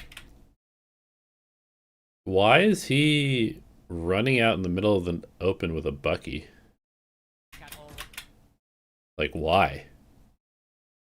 They haven't tapped the spike. They have showers control. They have somebody watching short. Why is he in the middle of the site with a Bucky? Boom here, trying to play the numbers now, bit by bit. They're catching at velocity, but time is running out here for Boom. Yeah, you just gotta make them actually try to defuse with a numbers advantage. That's tough. That's 2 post plants they should have won. Keep an eye on that. The one player I think that was Madeline, but not Madeline, but the other one. In any case, still able to do that much damage and not be figured out where you place yourself is so strong for Boom here. Their pocket, the sheer though, gonna get triggered here. That insult, the Seekers now into play, courtesy of Velocity. Shiro trying to hold over his backside, the smokes come out, courtesy of us. And with the stun into play, Damara just trying his best to get one through to the other side. He's low already. Here he Slasher. Again, Damara just solo pushing backside with no utility. Why? Now taking down SK Rossi, putting a good hurt on the opposition. It's straight for trade. Nats with the answer. Russ the only one standing, trying to stall with utility here. He's gonna go. Yeah, their post plants have been rough, man. As time ticks away, we're gonna have to tap onto that spike. One bullet is all that Boom. Another post plant loss. Halfway now. No one's looking. Berserk's playing for Another post plant loss. This one was not quite as bad as the other two, but I feel like they're just getting caught. They're getting caught in their positions in post plants. Okay, they're gonna force a rifle on Rossi. Bucky here, Judge. They're gonna go for something aggro again. Into an outlaw. We'll see if that trend will continue. A half buy here for Velocity right now. And Shiro still with this outlaw. Trailblazer takes the first bullet. There's still one in the chamber. The flash. The guy here comes Velocity just going gung-ho. Really well handled by Boom. Slasher keeping the tempo in check. The Nightfall 2 to stave off Velocity. Yeah, really well handled by Boom. Velocity could have made that so much worse for Boom. Still, they manage to pull back. Shiro miraculously is still alive. And now Velocity kind of stuck to just keep pushing into this B site. I mean, coming to a round like this, Velocity would love to burn ultimates on the other side. Shiro, though, Boom just disrespecting the smoke. For Velocity, they still have SK Rossi with a gun and a steel garden. If they find the We got great positioning from Nats. Isolated by the smoke. In that sense, now Kind of up to SK Rossi. And he's trying to find any solo walking through the smoke. They're not giving an inch. They're not letting up the whole. Good round by Boom. All right. Velocity's got to win this round. They've got 4 ults to work with. Surely they can convert, right? Now back to the drawing board they go. You got to be careful of the op. Pillars right now, the foundation of Boom between Shiro and NC Slasher. They have been shaken, but they're standing so strong right now, especially when they. Okay, dog used early. Shiro though has to back away. A great pick from SK Rossi and Velocity. They want to go for this A site. Damara staved off by Yeah. that poison though. The snake bite. Take the full site. Oh my god, dude, the flank is so fucking fast. Holy shit. Especially when they played the duo. Just a good read from Boom. Insta walk down from sand. They're already on the flank with the rocket. Before the spike even gets planted. They double them up. Oh man. It's kind of unfortunate actually. Nice recovery by Lightning Fast. this site. 2v2. To stabilize at the very least, but corners to hold berserks within heaven. Yeah, just get the plant down. Finally gets to sync up with the rest of the team. Ooh, they tap and try to fight. The spike tap. Commit comes in. Berserks get the intel, but the Nice. Okay, they should definitely win this. Shiro has an up. He's gonna go find a gun. Damara has 1 HP. So they just need to play tucked. Make this guy defuse the spike. Make this guy defuse the spike. Send Damara in first. Then send Lightning Fast in. Okay, good round from Velocity. Good recovery. Got a little dicey there. Prediction for the two teams from Pacific who will qualify. At the very beginning of the tournament, I said it was probably going to be Boom and Nongshim. As boring as that is, I'm going to stick to that. To do that entry point from short, and that just gave them the chance to play onto the site. One on the board for Velocity, as we've said. They're gonna look to rally from that point. 5-person showers contact. The Bucky on hand here. Perhaps trying to play the counter for either like. But why? He's holding on to utility instead. Here we have Molly now into play. The Mara gonna go for it. Light pass already in position, but White Cat and Berserks, they're the first stations that stop Velocity in their tracks. Here comes Shiro now. Gate crash on. I don't think that you can 5-person hit with this comp. Great denial of map control here. It's way too all in. You gotta at least have like Rossi lurking or creating, or somebody creating pressure on B. You can't just 5-person hit through a small choke point with this comp. You don't have the gap close. Both of your dive quote-unquote agents are not really dive agents. Definitely not. What's up, Aditya? How are you? Shiro's here with the operator. Straight on through, sees the target, SK Rossi. On that slow peak, was found out here by Boom. And at this point, time has run out for Velocity. They're gonna see. All right. Well, I don't know how they're gonna try to do that. The flash could help. they also tried to exec without using either of their ults, which makes no sense. Like, if they're gonna just 5-person hit, why not just use your ults? Now they use their ults. No utility to support Damara. The bird is extremely late.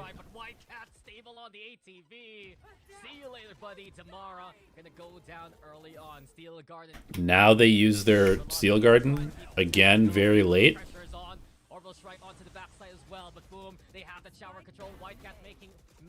Ouch. Yeah, I mean, this exec was very messy. It was not good.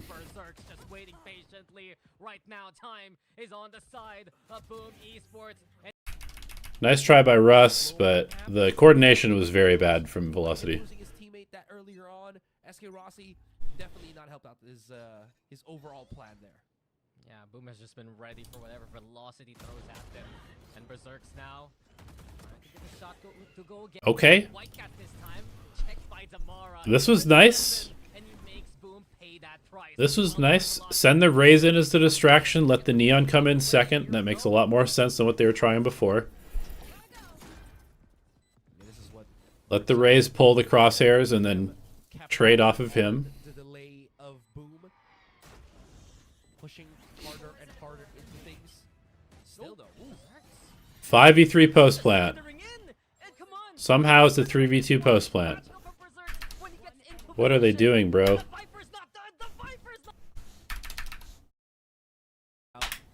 Okay, Spike is planted. They have short control. They've got U-Haul control. They've got showers control. They should not be trying to fight any positions right now. There's no ults for the other team. You should never be peeking into them. Pushing harder and harder into. Okay, Russ gets caught. That's fine. He just has a sheriff. Still though, he's just slithering in, and come on, points to slither at this point. It's magical from Berserks when he gets into position. Yeah, I mean, it's tough. A third kill for Berserks. It's not like the worst The peaks aren't the worst, but I feel like they're kind of unnecessary. As Boom get to 8. Incredible from just joints are well warmed up. But wow, 8-1 is definitely a problem here for Velocity. Look, the Boom legacy wouldn't be a thing without Berserks. He has just been one of their core players in such a long Okay, time. White Cat gets his ults. Specific, right? So it just goes to show the old reliable. Lightning Fast gets lagged through the wall. Lightning Fast does get the back away after that initial intel here for Velocity. What's the plan here, Velocity? Heal up. At least they do have Madeline. You know that the op is B. Heal. If there is any kind of like, It feels like maybe you should just go hit into the op. a follow up with the Seekers is gonna be huge. Right Just now. pop the Seekers and hit B. Again, Boom is just forcing them back slower, more and more. Oh, Mara. Okay, you know the Neon's here. Nice pick by Damara. This is good. Just pop the ult. Pop the Seekers. Okay, there we go. Wait for the Seekers to give you info. Now you go. Very good. Really nice round. This was a good round from Velocity. That's what they needed. Damara not fearing the I don't know what these two Seekers are doing over here. Just stuck on default plant spot on A site. Not another post plant loss, bro. that's what they needed. Okay, get to your post plant positions. Leave one person on site. What is it? You are against the Viper. You probably don't want to go heavy long in hookah. So they go to refight elbow. I think this is fine. Lightning Fast doesn't have anybody to trade him though, because Rossi's not really in a good spot. Now they're in trouble again. Showstopper primed and ready. Almost strike as well. The bend off players from hookup. Here comes Damara, no in position. Damara with the shutdown. Big round from Damara. Should be enough. Should be enough. It's halved. Here we go with Okay, good trade. Super expensive round win for Velocity, but they get it done. Was just It was a very good round from Velocity, macro-wise. turn into mistakes that turn into round wins for Velocity. Oh, let's get Rossi.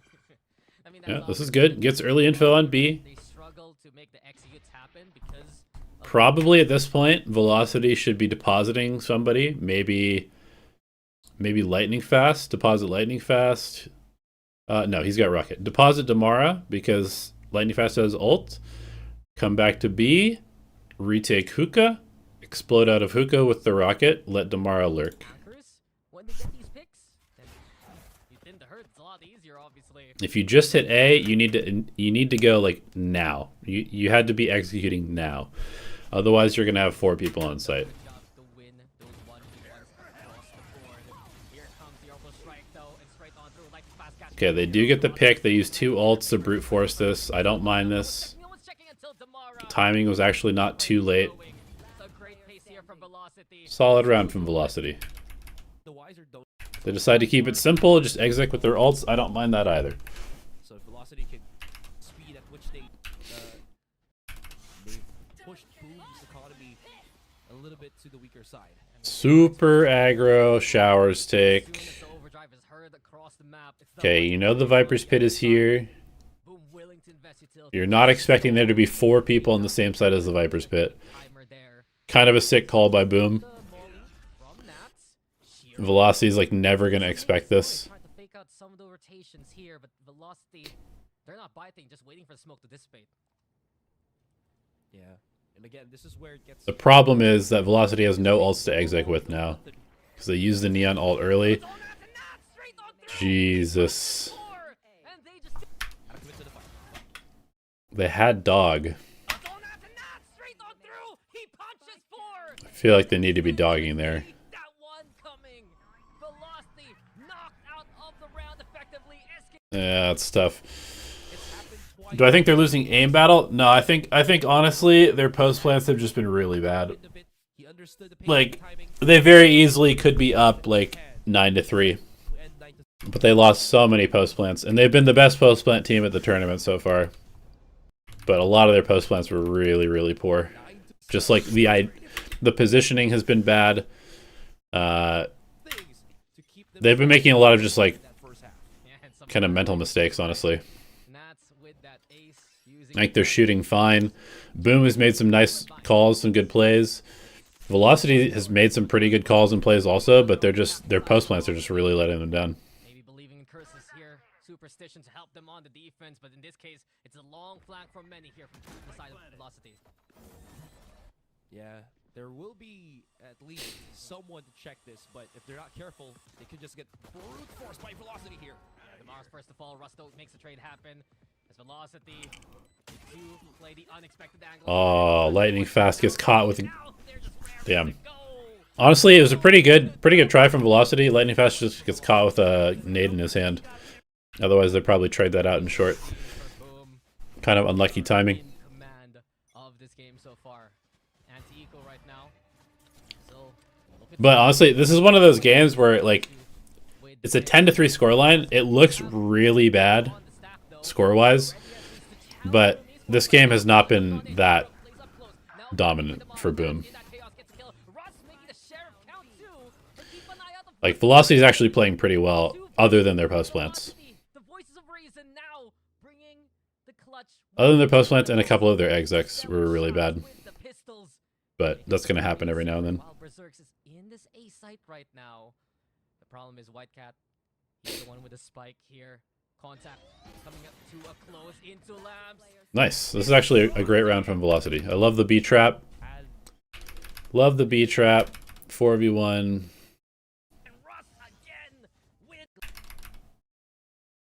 Nice. Nice eco round. I was about to say, White Cat could have just rotated to A, maybe gone to the teleporter. And Okay, they buy up. They get the outlaw. This is all good.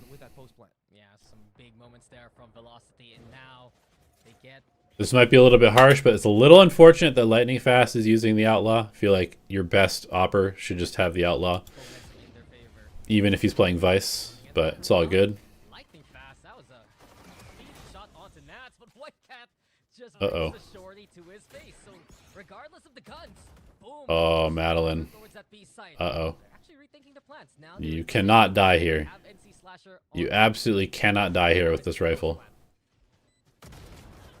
Really good call from Boom. They go steal the weapon. the flood comes on through, so boom. Just trying to chip away against Velocity. Damara taking the Oh, Damara, you're so alone, bro. I understand what you're trying to do here, but holy shit. This is way too aggressive by yourself. Damara taking the fight to them, but against three, that's just too many. Russ now goes for the molly. Big Yeah, I mean, if they just waited a little bit for the molly, then he doesn't die there. utilizing this defense here, but Berserks with the clutch. clutch as he goes mad with the Yeah, if Damara doesn't go too early there, I mean, he gets info on where they are, which is also fine. It's kind of just a nice shots by Berserks. It is what it is. Like, this guy was doing this to us in stage 1 also. Probably should have been traded there. but rounds is just trickling Boom's way. But again, 11-4, I would say that Velocity has been in a position to win 80% of these rounds. You wonder why Berserks is still in this team for such a long time. That's why. That's how good he is in those critical situations for Boom. And with Velocity now feeling the hurt there, it still was some good damage by Velocity regardless. They have the buys coming into this round, but the scoreline is getting wider and wider. You can feel the pressure on the defense now. Rossi alongside Russ trying to set up the trap here. Judge on hand. Russ trying to replicate what Nats did against And that was very fast. last half. This is a nice round again. Like, Velocity has some really good setups. The way that they're doing this is all good. It's really that push. Boom is just shooting really well. Finds some value here. Yeah, he still has complete arsenal for himself, so he can just slide into the site. Oh my god. Damara just gets kind of owned. Here for Boom. And Velocity have to Just play kind of gets owned. on this front. The rear, it's being watched for the flank. There's someone keeping an eye out. But with Lightning Fast doing some great chip damage, that should be confidence for Velocity. Lightning Fast is doing a great job here. It forces Shiro to back it Gives down. Madeline a chance to make a play. You still have dog, bro. Please use your dog. Corner, here goes Madeline. Perfect. Okay, this should be winnable at this point. 2v2. Fucking Berserks again, man. Quickly there. Again, really close round. Like, I feel like there are so many of these tiny little micro situations where Velocity's just losing all of them today. But also, I mean, Boom is just winning them all. Yesterday, is Velocity just lesser with SK Rossi not being on his chamber? Oh, Nats is out of there. Super aggro. But they give up all the space. They don't keep the space. So now Boom can just reset the round. They don't lose anybody. They can go get the spike. They have to use a smoke to go get the spike. Slowing down the attack a bit. This is actually not bad. And just because of that initial Yoru presence, VLT in their stack, they're sticking around. Now the rotation comes on in. The mind games are unreal, and boom.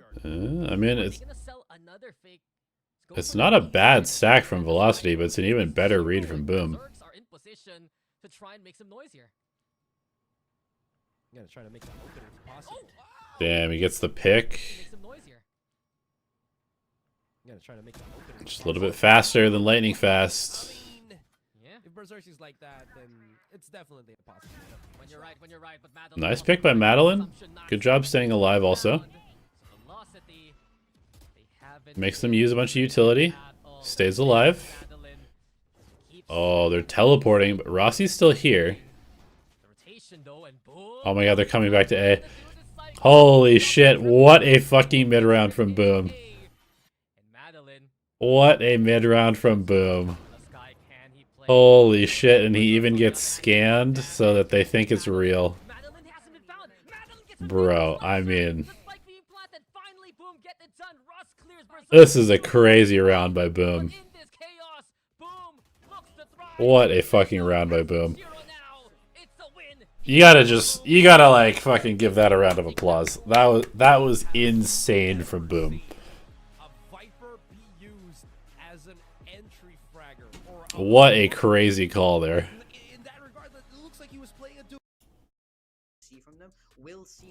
Alright, Sunset. We're coming into this map with no changes compositionally from either of these teams, but as you say, it's VLT on the back foot, looking to bounce back, and Boom have to be the ones able to put a stop to Russ's breach because it's been so effective.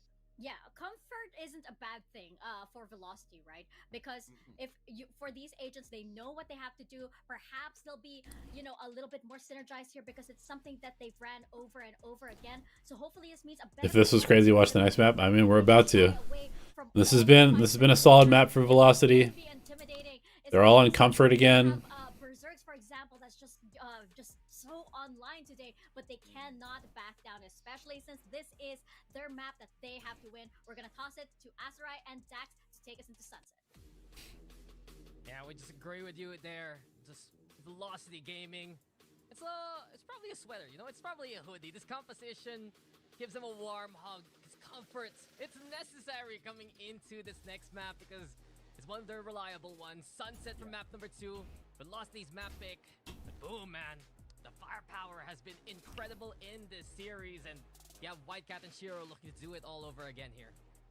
Yeah, and again, I gotta put this into the mix. Berserks has been an incredible lurking force for Boom here. If he can translate that into Sunset, there's a lot of options that they can do even as they start on the defending side. Yeah, and Morgan Mika mentioned it, 21 kills, especially for Berserks in that last game. Damara, though, this time... Aggro B-take, a classic 5-0 from Velocity on the pistol round. They get the spike down. Everything's been working for them when it comes to these pistols. Here at the flank, Shiro, Whitecat will lead the charge here. Early Valve Neons yet again coming to a head here. Whitecat trying to find a position. Berserk's actually finding out Russ. Berserk still around on the market. Same momentum from map number 1. Finally taken down by Madeline, who gets a double for his own. It's not planted for them. Damn, I mean, they just cannot win a post plant. First pistol goes to Boom here. Okay, I thought for a second they forgot to defuse the spike, but yeah, it's so difficult for them to have held that. Sideshow was watching this too. He came to the conclusion that they were shit after watching map 2. I mean, we'll see. Through their own side of the spawn, not and you can see how far they pushed into Boba. Yeah, they cannot win a fucking post plant mode. Deal with Wondering if the game is here for Boom right They're now. forcing again, bro. No, no. Velocity will invest Russ's utility. You don't need to gamble the force here. I think the last thing that you should be doing in this situation is forcing. Like, the forces are good, but this is your map. You need to come back. You can't just put yourself in like an 0-4 hole.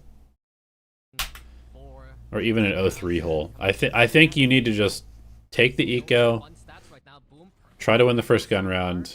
We have seen Velocity take a thrifty away though. And also apparently thanks to Prod, every single day we've gotten an ace. And well, we saw it in map number 1, will we see it in map number 2? Berserk's here at the backside, Tamara will go down, holding onto the Spectre. Here comes the push from Velocity. Shiro though. Dude, Shiro's such a fucking demon, man. 3 kills off the Arsenal. And that's Boom getting a Okay, good flood from Boom. Shiro gets 3, because of course he does. map when Velocity went for the force by Boom, was able to hold them off. Same story so far.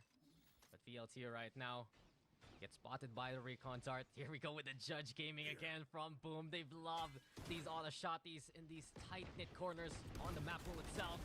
Aftershock comes on through, but Whitecat still holding position. Did Russ miss his aftershock? From Boom, they've loved these auto shotties in these tight-knit corners. Okay, so he just steps up directly in front of the aftershock. There's like a little pocket here.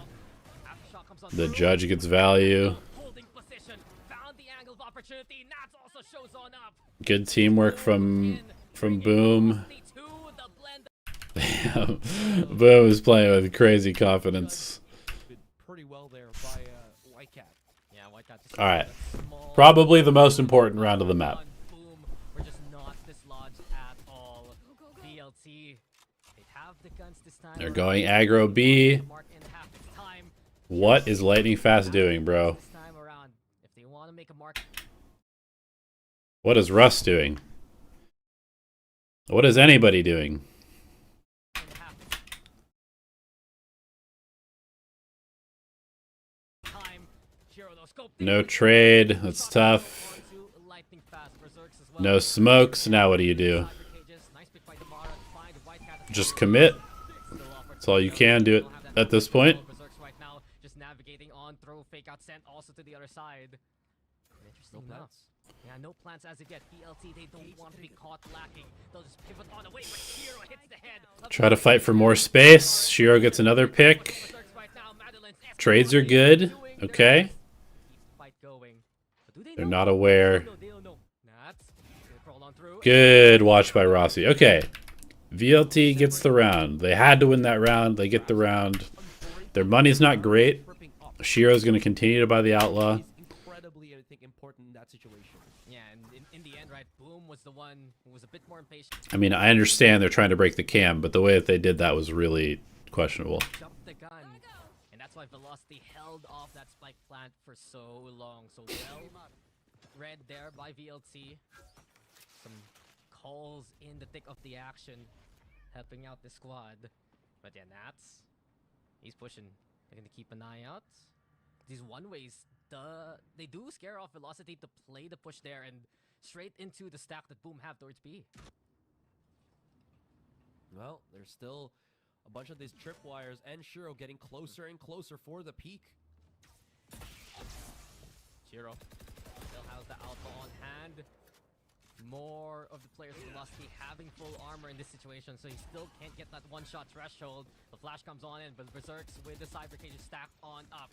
VLT, they're burning the Boom utility right now. Okay, they show B. They're just going to hit B. They're going to use their ults. They get the first pick. They get good trade. They're forcing backside. Shiro gets 3 again. I need to see the replay of this because it's too chaotic to tell like how he got 3 there. Nice pick by Madeline. 15 seconds left, Berserks. Get away from the contact points. Yeah, Berserks understands what the win condition is. Berserks now into cover. He hears him walking. Madeline, does he have it in? Bruh. Not gonna happen. Berserks again. Brilliance here. Really know All right. play out in that situation. Back to eco for Velocity. Universe with the way he's playing this game. Again, just showing B. Why don't they want to fight A? They have the breach comp. Why don't they want to take A? Why are they constantly going B? It has helped out Boom immensely. Velocity again. I feel like the breach comp should be able to win this A fight. Corralled really by Boom right now, and therein lies the problem. VLT just don't feel comfy getting into the site itself. Yes, they get the space, but when do you actually plant? Because Boom has that presence towards backside. They're happy to play the retake, and Yeah, I'll show you guys something after this match. Well, we'll continue to do so. Now that VLT is just trying to maneuver themselves into mid, using that smoke as a bit of cover. Okay, this is a nice little trip. This has been a pretty consistent move from Velocity. We've seen them do this several times now on their eco, especially when they have Damara's ult. no one home can't find Show any B, of come the middle, targets. try to split A through middle. Took themselves away. Damara now, just powerless to stop Whitecat in that situation. Damara runs out of his ults. B trying to make it comfortable, but they're the ones trapped in the Boom. Boom. Shooting like crazy. Fighting back with the sheriff. Nice shots by No Madeline. from Madeline. Don't count him out 30 ever. seconds left. But in this situation, same scenario. Time runs Nice try. Decent damage, but Ult charge. not quite good enough. Vods Alright, what's the adjustment from Godspeed? Might be just again brute forcing their way here through the A site. They have not been doing a great job getting Russ's ult. They've had no breach ults so far. There's a bit of pings right now from Boom. I wonder if it's just for maybe a paranoia something. Oh man, pings right now from Any dart breakers? Question mark. Boom. I wonder if it's just for maybe a paranoia something. No dart breakers. lightning fast.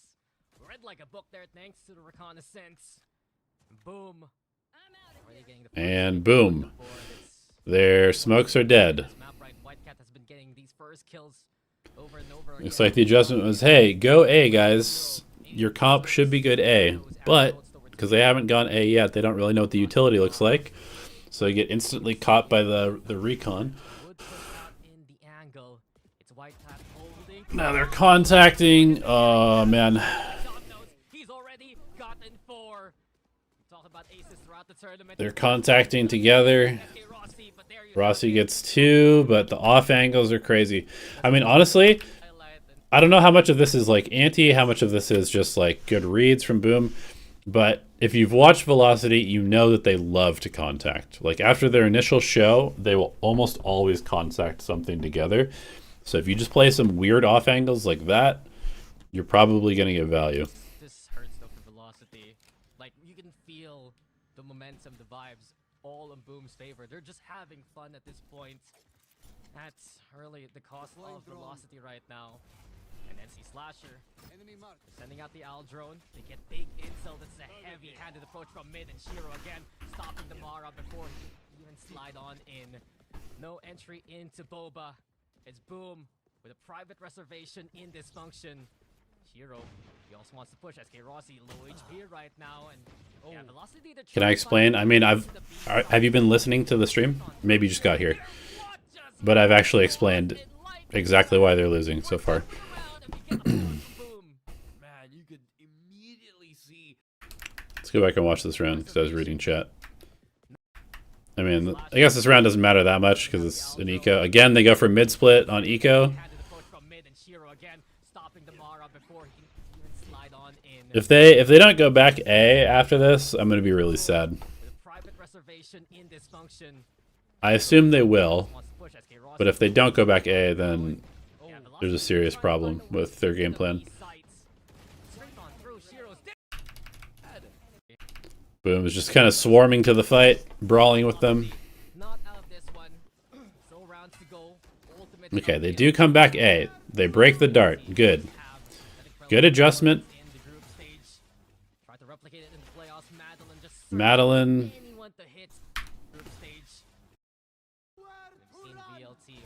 goes for...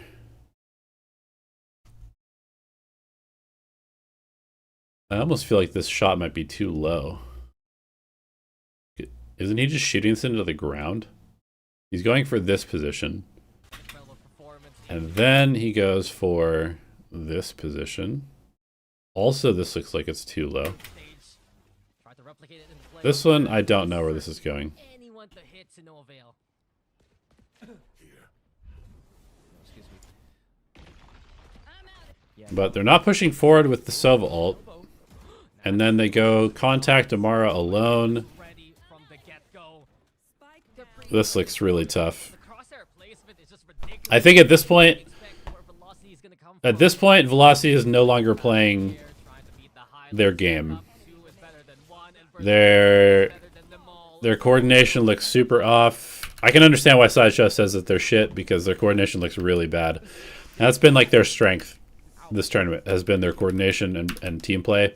But if they lose that, they're cooked. This score is just to try and find They can't get down when they're losing rounds. They have to continue to play together and play with confidence together. But it's hard. It's definitely hard to do that. Oh my goodness, Damara's down to 14. No, that's the thing. When have you seen Damara healthy coming into an entry, right? It's been always him at a critical HP junction. They show 5B. There's zero presence anywhere else on the map. I think this is one of those situations where I have to question the Rossi Cypher, because if this was like a really comfortable Cypher player, this guy's creating tons of pressure A. He's holding rotations A. He's getting aggressive in middle, finding picks. We saw this from Inspire on Envy when they played Sunset yesterday, is that he was constantly over on the opposite side of the map, making noise, making pressure, killing the rotators. But for whatever reason, I don't know if Rossi's just not comfortable being the lurk or what, unless he's chamber or something like that. But you can't just have your Cypher with your core. Like even on an eco, I feel like you have to be creating pressure on the other side of the map. And so if he's not comfortable doing that on Cypher, then just put him on chamber. Just put him on chamber and let him do his lurks, take his duels, that type of stuff. But if you're gonna 5-stack and you just have a Cypher, like this guy literally might as well just be playing like Sage, or just like something that actually helps like the team get aggressive. Well, come to a halt once more. And this is what you don't want, is Velocity being herded by Boom. Like they're not even depositing him. Why is he walking with the team? Like somebody do something on the other side of the map. Look at how like slow VLT is on the approach. It just goes to show that Yeah, I mean it makes sense. Like very cautious of a potential mid lurk once again. you guys are all excited about Velocity doing well. Oh, they're the best team in the world. They only lose when they're trolling, or actually they're a decent team that sometimes has off games, and there are better teams in the world, which is the actual reality of the situation. And the Yoru Shiro in position here with elbow held well. Also, just the fact, like, if you watch the Velocity VODs, you know that the Outlaw, the Op, and off angles are gonna fuck them up, because they're always contacting. They love a contact call.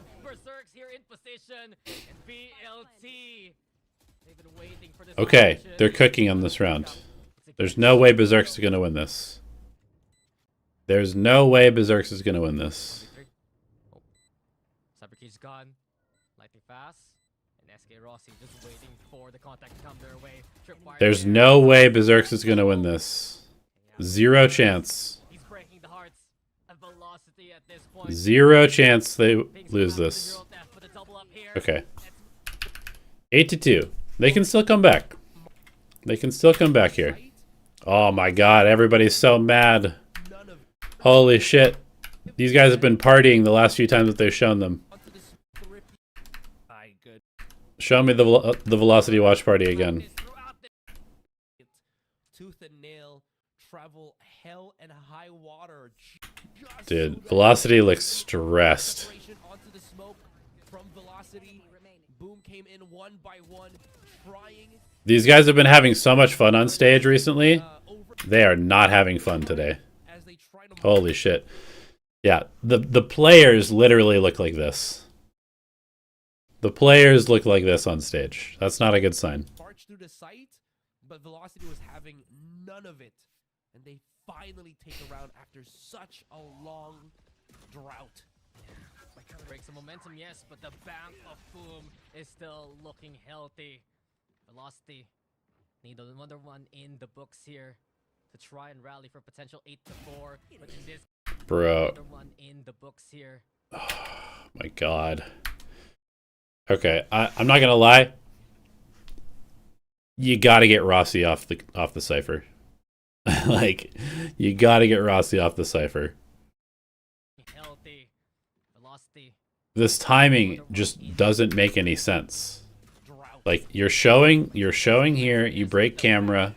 Boom is still looking healthy. Velocity. They're looking here. Unless you're creating pressure here, this timing does not work. You cannot take this timing. Another one in the books here. There's nowhere for this guy to look because there's nobody coming through here. So he's going to check his back because this is smoked off.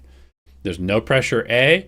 There's no pressure in B main. They're not actually coming through the choke. This guy only has one place to look, and it's in the market door. You cannot be taking this timing right now. Potential 8-4, but in this case, Berserks again. He's read the book of SK Rossi. He's put some footnotes already on these pages, and there. Now your lurk is dead. Your map control is fucked. Still continuing that trend. NC Slasher gets Yeah, they look really bad today on this map. But I think honestly, they just have like fully lost. They've fully lost the plot. They're like mentally boomed after that first map. This is definitely the last like 3 or 4 rounds that I've watched them play is definitely the worst that they've looked this entire tournament. They've looked so much better than this almost every other game. You're looking for hope. You're looking for a convincing round with the buys. It's just not happening here for VLT. When Boom just decide to be even more proactive around the map. Here we go. And you can just see like the hesitancy. They've got 3 ults. If they're playing with confidence, they're just taking B. They're doing an ult play with lightning fast. They're blasting a site. But because they're afraid, because they don't want to make mistakes, they don't want to lose this round, they're contacting first into a team that has consistently had a scope up every single round. They're not using utility because they're trying to make sure that they have like the strongest possible execute. And they're just like, at this point, like it's so hard to win because they're playing super afraid. They're double ulting into market to try and take the space. This ult has 0 power behind it because they've already lost their Neon. And Madeline is not taking any space with this ult. They're just waiting for the response. He's not going to find any value. They're buying up. They're getting everything that they would like. And a flawless statement at the end of the first half to make it 10-2. Yeah, that's half there. Yeah, it's tough, bro. That is a rough attack half.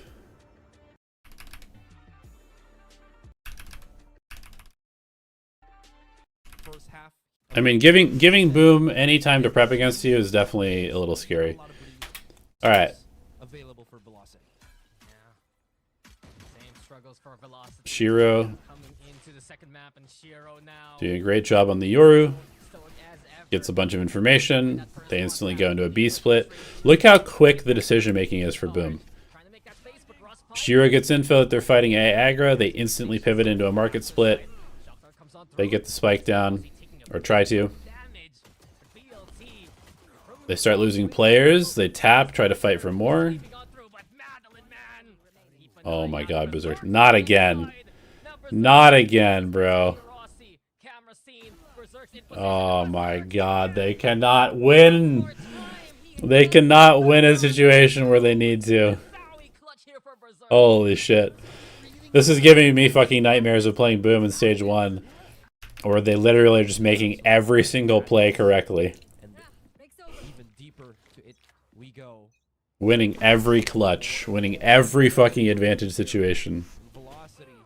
Is that a force buy we're seeing again from them? They're forcing on defense. Holy shit, this is desperate. I mean, I get it. You kind of have to.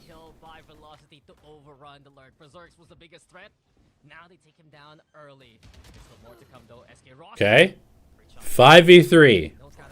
Just do something together. 5v2. Do something together. Very nice. Rossi, what a beast. What a beast. The kid can shoot. Put him on chamber every map. Put him on chamber every map. He got the kill. Velocity's got to be careful. Yeah, double shotties. And especially one in the hands of... What was my first VCT game as a head coach? I think DRX in stage 1. Boom right now.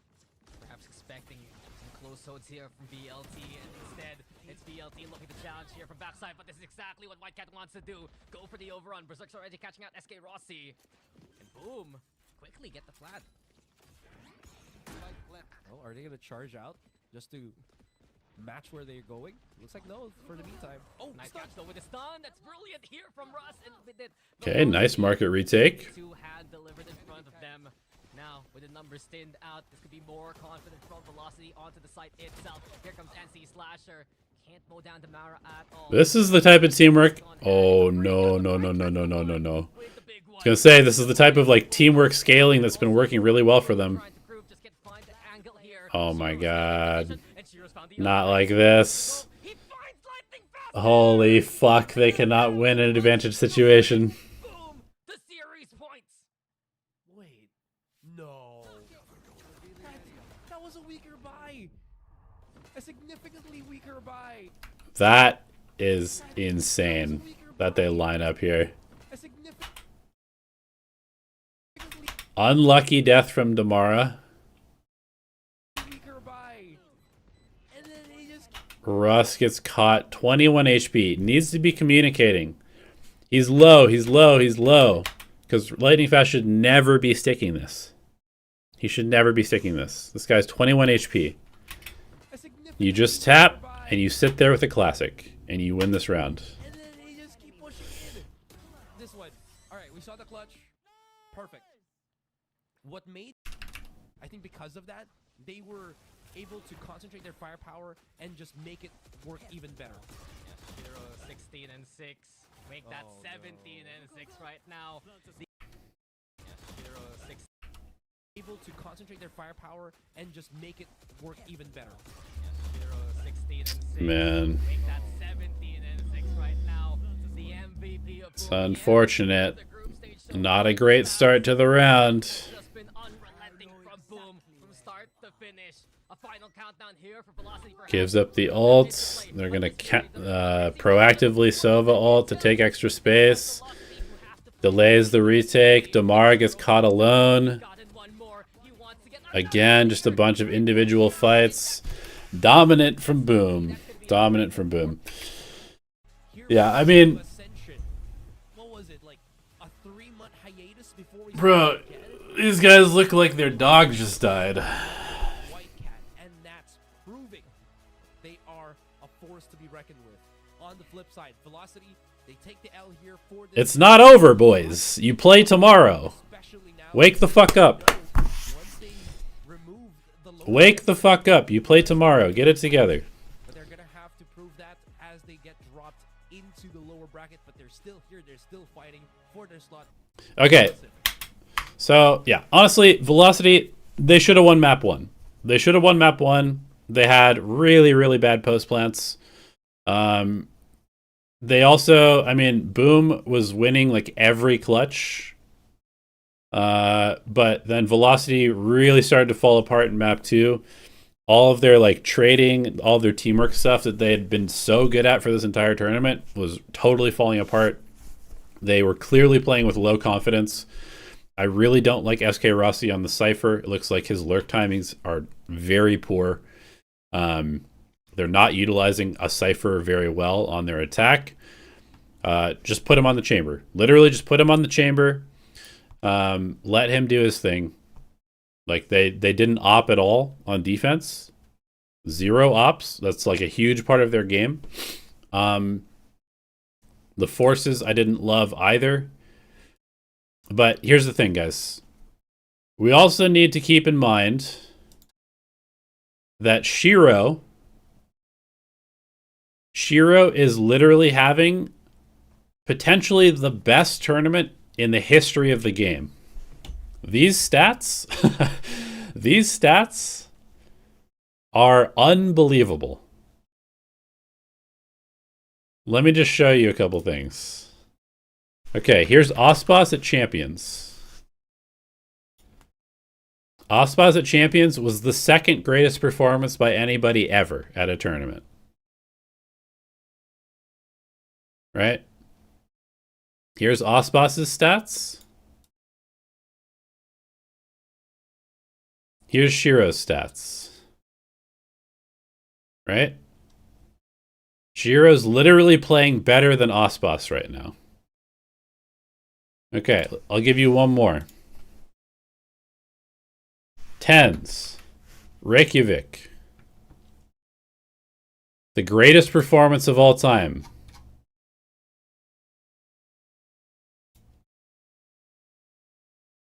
The greatest performance of all time at a tournament.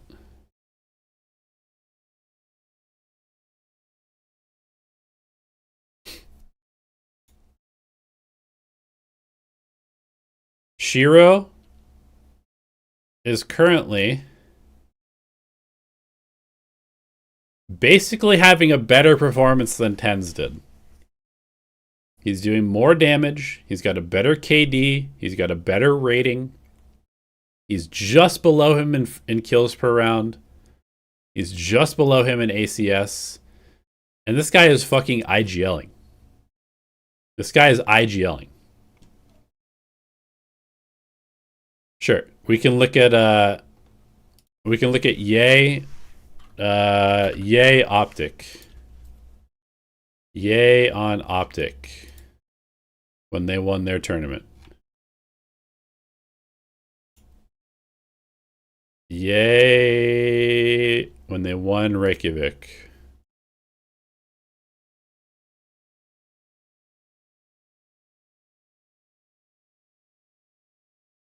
NC Slasher's IGL? I thought Shiro was IGL. No? I mean, Ye wasn't even close.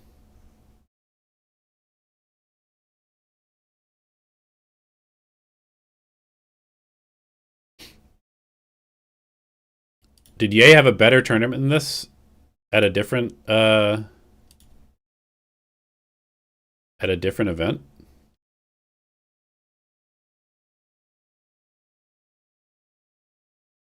Was he better than this at Copenhagen or Champions? I don't think so, right?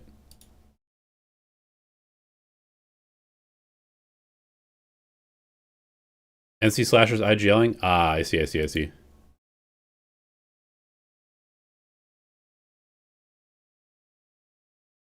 Okay.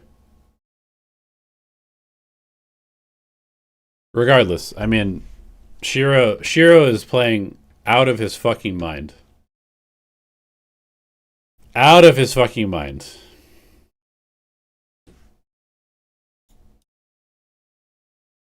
Let's do this real quick.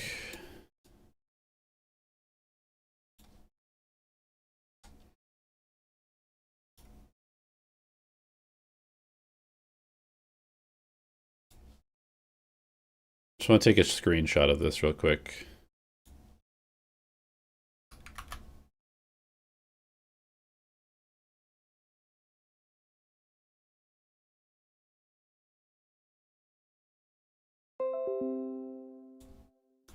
Okay.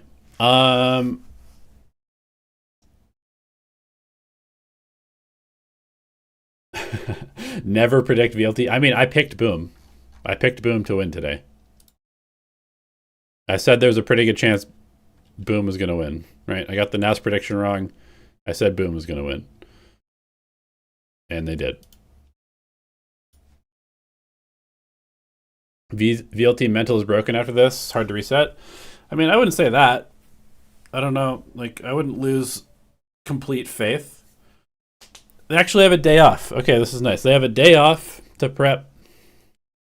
Kind of a weird schedule. There's just like a random day off, but I guess it's because it would be super unfair for these guys who just played yesterday to have to play here and then have to play again. So they get a day to prep for Nongshim. I mean, this is It's unfortunate that they have to play Nongshim. You'd much rather them have to play Motive next.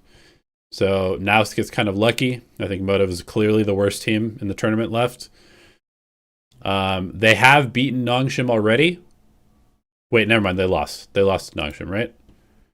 Yeah. Okay. They have played Nongshim already. Let me rephrase that. They've played Nongshim already. They lost to them. They've gotten that experience. So it's not the worst thing in the world. However, I do think that Nongshim is playing with a lot of confidence. I think they're playing well. And Velocity is now experiencing losses back to back. Today's game against Boom was definitely the worst that they've played at the tournament.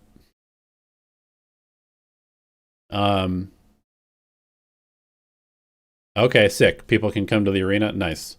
That's cool. I mean, maybe that extra energy will help them. And yeah, just take a day off, rest. Obviously, they're going to be prepping and stuff, but hopefully they get a little bit of time to just like chill. You know, go out, eat some good Thai food. But yeah, I mean, this is going to be tough. This is going to be a very tough game.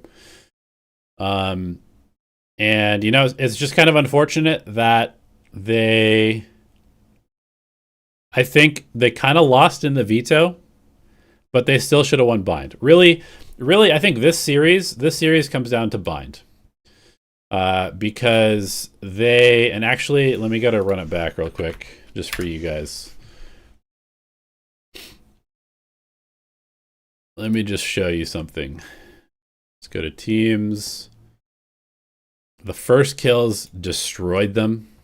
The sniper kill difference destroyed them. This is a team that heavily relies on Rossi. Heavily relies on Rossi with his operator. They had one sniper kill the entire game, the entire match. One sniper kill.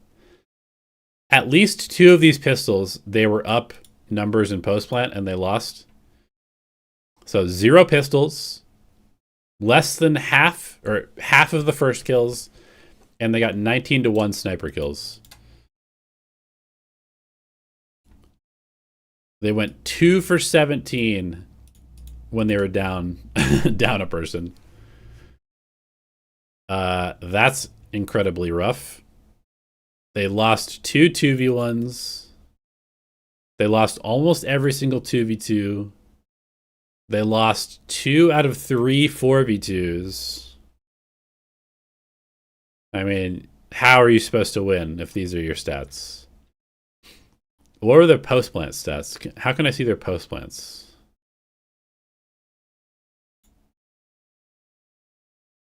Can I see their post-plants anywhere? No, I guess not.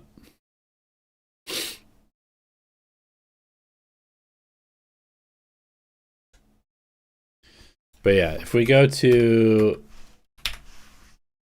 They had I think they had what? 89%, 86%? I think it was 89% post-plant win rate. Is that right?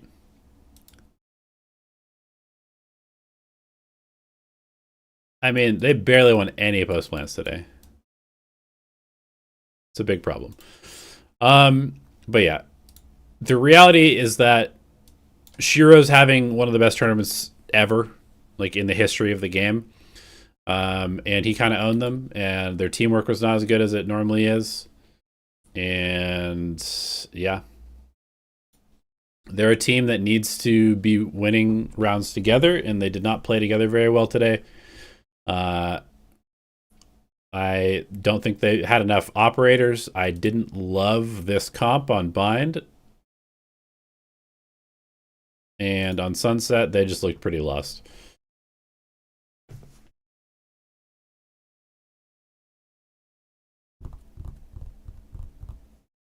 Okay.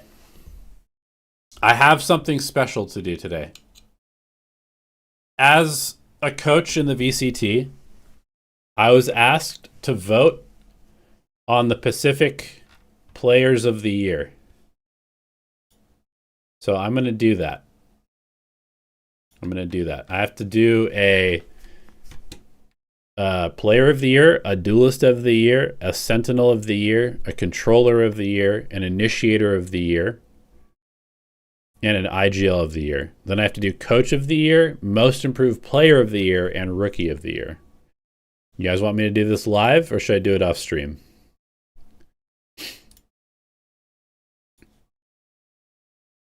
What are my preds for the rest of the matches? I mean, I'll just show you. I was wrong about NAOS. But yeah, this is what I think is going to happen. Nongshim will beat Velocity. NAOS will beat Motive. Nongshim will beat NAOS. Boom will beat SLT.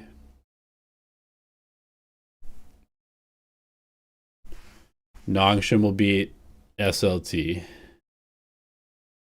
I think. You want me to do it live? Okay. I'm going to take my time and do this correctly then. So let's go to stats. Let's go to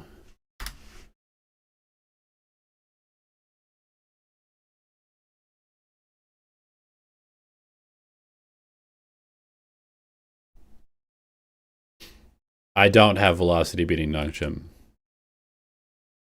Nongshim is going to beat Velocity, I think. Oh, that's not right. Not Game Changer. Champion Store. Play filter. Region, Asia Pacific. Korea? Just Korean players, okay. Oh wait, what? I can't get them both in the same one? What about Japan? Okay, that's weird. Korea? Okay, that's kind of annoying that they're both. I'll just do this all together.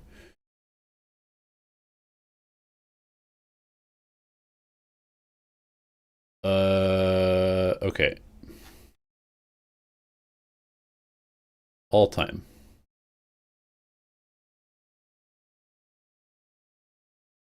Let's see. Wait, if I just do Korea. Okay, we got this. All right, here's what I'm going to do. I'm going to do 2 windows so I can look at both at the same time. So we can compare.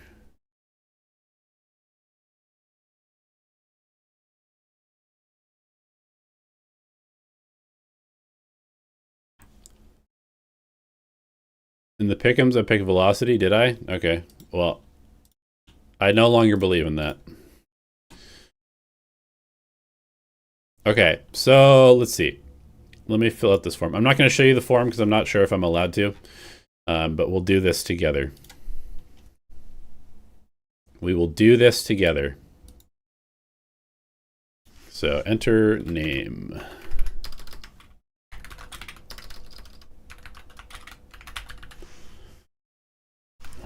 Elevated voter category, Pacific coach, affiliation, global esports. Okay, the first thing that we're voting on is player of the year. Actually, let's do this. Let's do this backwards. We're going to start with rookie of the year. SLT is not beating Boom. Boom is going to qualify in the first slot. Boom is going to qualify in the first slot.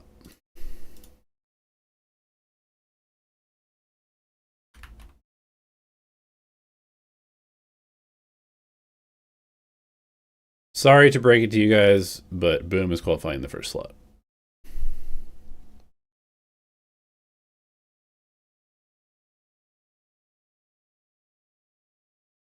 Okay, yeah, so let's see.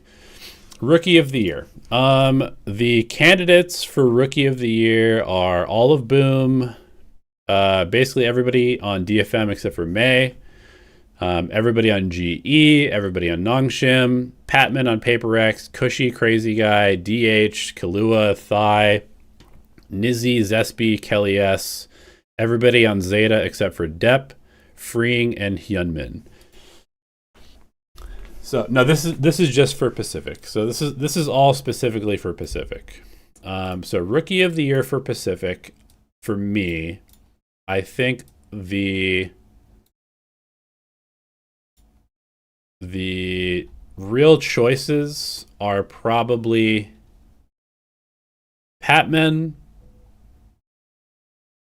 it's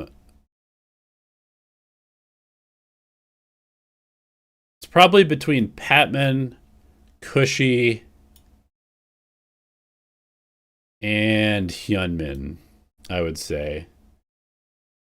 Yeah, I think it's Patman, Cushy, or Hyunmin are like the top three.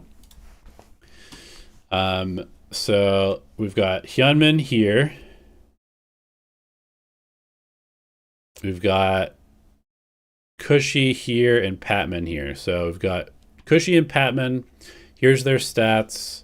Here's Hyunmin's stats. Obviously, Hyunmin's stats are going to be much better because he's a duelist. So let me actually look at Cushy and Patman just for ease of reading. I'm going to do a 1500 round filter just so it's easier to see these two guys together. So Cushy and Patman.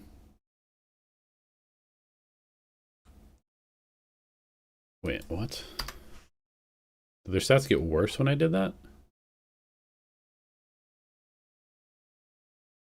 Why did their stats get worse when I did that? Did they actually get worse? Am I trolling? Sorry, 1 second. Okay, what are their stats before I filter this? 9795, 185.3, 18.4. Okay, no. It just it does the gradient based off of what sort of percentile they're in the graph. So their stats are still good. Okay, Hyunmin here. Obviously, Katie's huge. The thing about Patman is that I feel like he kind of transformed the team, right? It's like it's between Hyunmin and Patman, I think.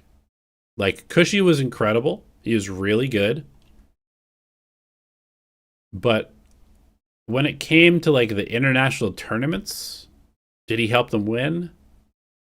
No, they kind of bombed out of both, right?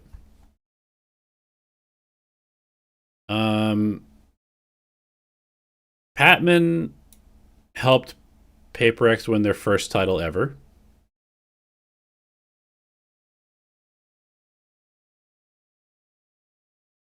He played a bunch of different agents. This is tough, actually. The thing about Hyunmin is that I think he was so clearly the most skilled rookie. Like, individual mechanics and skill, he was definitely the best player out of the rookies. Direx won kickoff with Hyunmin leading the way, right? Was he the best player at kickoff? No, actually, it was Freeing who was really carrying them a bunch, right? At kickoff, Hyunmin was good, but Freeing was the best player on the team, followed by Mako. Okay, I think maybe that's enough for me to give it to Patman. Maybe. How good was Hyunmin at Bangkok when they bombed out? What about stage 1? Oh, Hyunmin's blocked by the banner. Okay.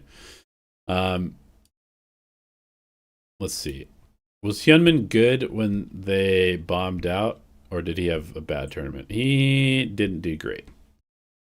What about in their actual matchup in stage 1?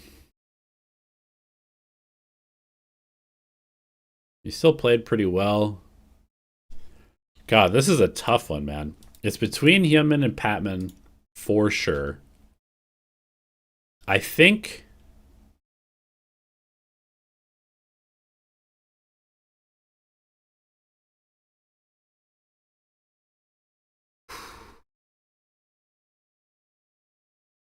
I think I'm going to give it to Patman.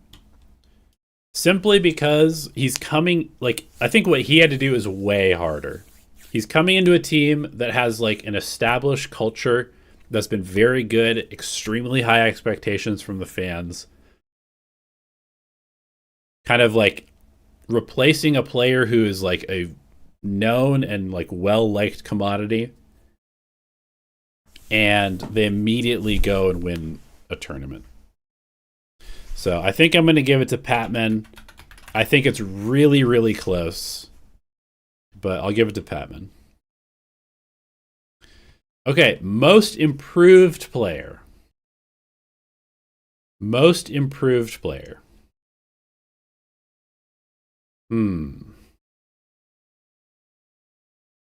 Most improved player of the year.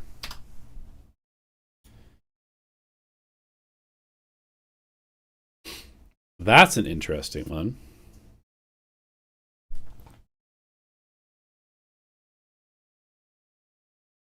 Most improved player. Part of me kind of wants to give it to Munyet. I feel like Munyet was like really, really important for RQ this year.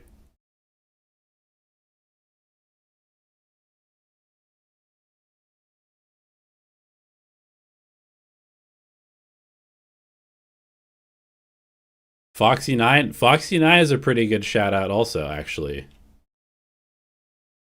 It might be Foxy9. Yeah, Foxy9 was pretty bad when he was on DRX. But he looked like a totally different player on Gen G. You're not wrong. He definitely kind of fell off towards the end of the year, but Foxy9 is an interesting pick also. That's for sure. Flashback was obviously good, but I think Flashback was good last year. It's just like he had weird like in and out of the roster situation, and I mean same thing this year.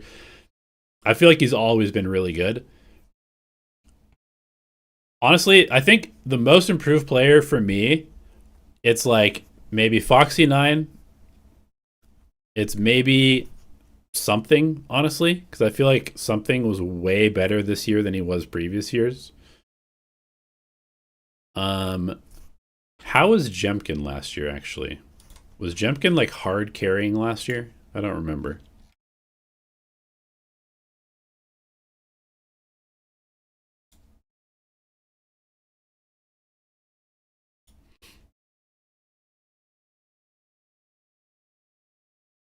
I mean, he was good. He was definitely good. Let me actually pull up the stats from 2024.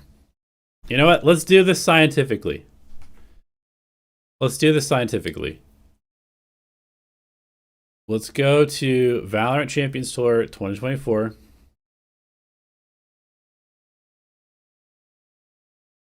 Crazy guy. Yeah, I mean, the weird thing is Riot has Crazy Guy listed as a rookie because I'm not entirely sure why, actually. All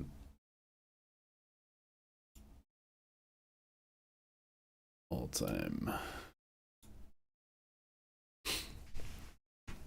Okay, so Jemkin was still farming last year. He was definitely still farming last year. Something was still doing well last year. Forsaken was still good last year. I mean, is it weird for me to say that it's Jing? Is Jing the most improved player? Like, he flexed. He played some Omen this year. He kind of expanded his role in the team. His stats were way better this year than they were last year.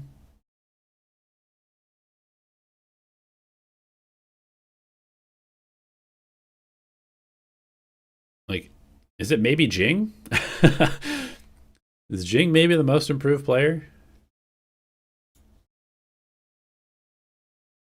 Let's keep looking. Who else could it be?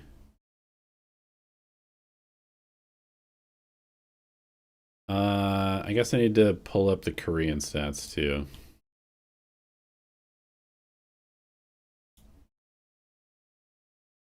2024 fly. Okay, let's look at Korea first.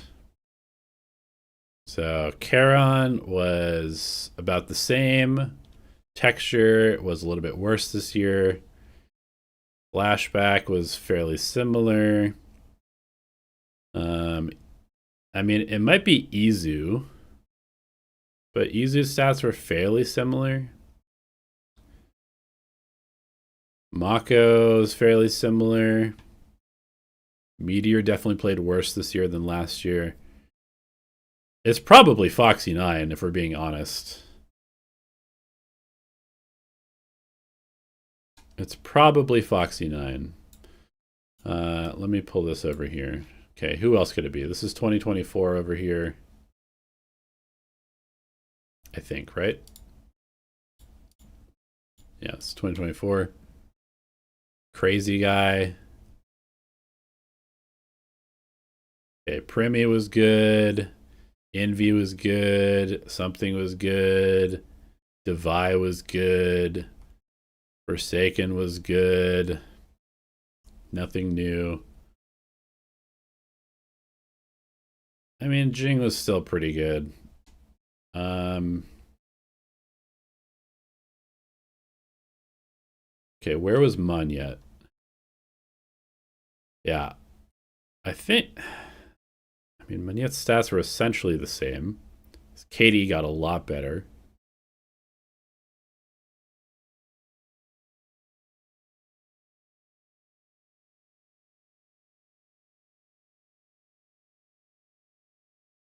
I mean, yeah, maybe it is Crazy Guy, though.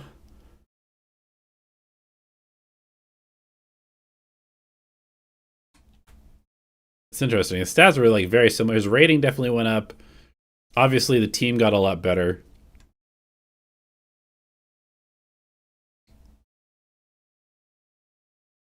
Cruz? No.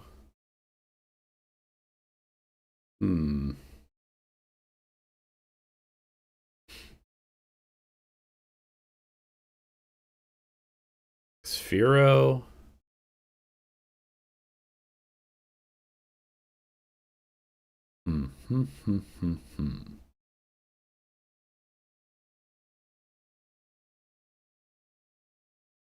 I think I might just give it to Foxy9. It's either, I think for me, it's Foxy9 or Monyet. I think it's Foxy9 or Monyet for me. I feel like both of them were pretty instrumental in the success that their team had. And I think Monyet went from being just kind of like an okay player to he was basically behind Jemkin. Like if Monyet played well, they won games, and if he didn't play well, they lost games. Whereas previously on RQ, I feel like he just like wasn't that useful.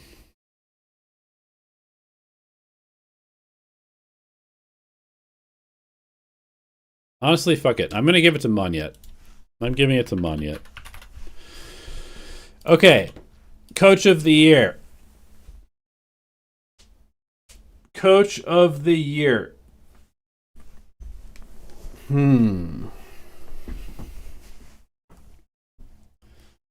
So, let's see. Coach of the Year.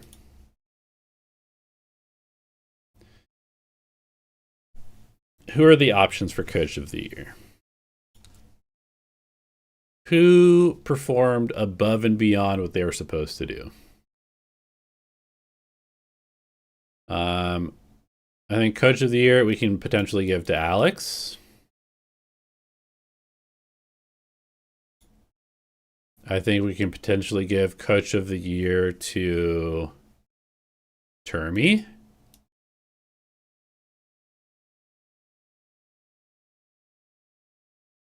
And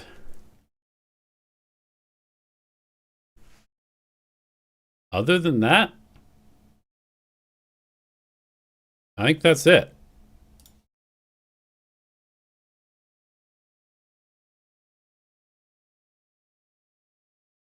Six Finger? Frost? I mean, Frost is definitely good, but they didn't do anything this year. 6 fingers for stage 1. The problem is I can't give it for a team that came out, looked insane, and then completely boomed out and is now playing for their spot back into VCT. If Boom had a consistently good year, I think it goes to 6 fingers 100%. But I think it kind of has to go to Alex. Just because the team looked like shit at the start of the year. The team looked like absolute shit at the start of the year. And then they went on to win a tournament. They made champs. They looked like the best team in Pacific at the end of the year. I think it's just got to go to Alex, honestly. I think it's got to go to Alex. It's very close between these two, because I think that Termi did some very good work, like the innovation, all that shit.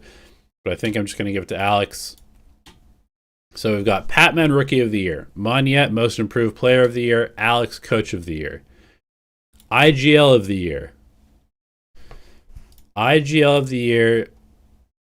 The people that we can vote for are Shiro, Cess, Mako, Munchkin, Crystal, Francis, Forsaken, Crazy Guy, Stacks, Cruz, 2GE, and Clues. IGL of the Year for me, it's between Mako and Forsaken. I don't think anybody else is particularly close. I think we're going to just kind of have to give it to Forsaken by default, honestly. Even though I don't really know if he's like how much IGLing is he doing. I also don't know how much Mako is doing either. But I think you just have to give it to Forsaken. What he did this year is crazy. He's so good. I'm not even really going to think about it too much. Just going to give it to Forsaken and move on. Okay, let's close 2024. I don't think 2024 is helpful anymore. Okay, moving on. Initiator of the Year. Initiator of the Year. We've got several different people. We've got percentages of how much Initiator they actually played. So I'm going to keep that in mind as well. But if we just look at people that played Initiator primarily, we're going to be looking at Bane, Freeing, Crystal, Yeoman, Ash, Francis, Patman, Cushy, Crazy Guy, Stacks, Killua, Envy, Jesse Vash, NC Slasher, Shiro. So statistically, let's see, where's our first initiator? So Francis would be up there, right here. Ivy, Ash, Yeoman, Freeing, RB. On the non-Korean side, Crystal,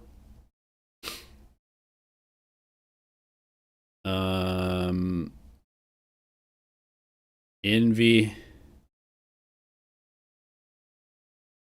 I mean, statistically, it's Envy, right? Statistically, Envy is the best initiator. At least fragging wise.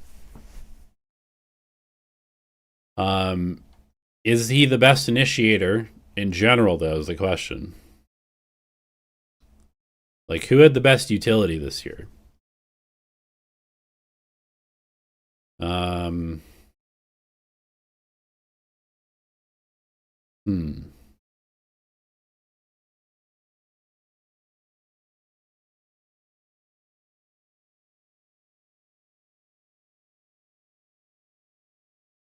You think it's still Envy?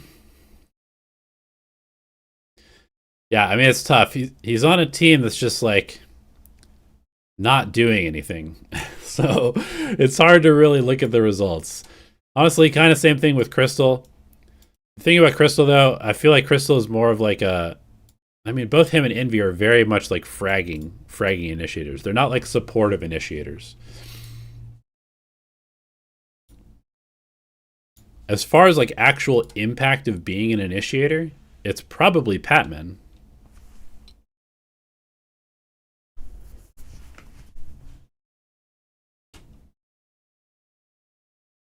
It's probably Patman.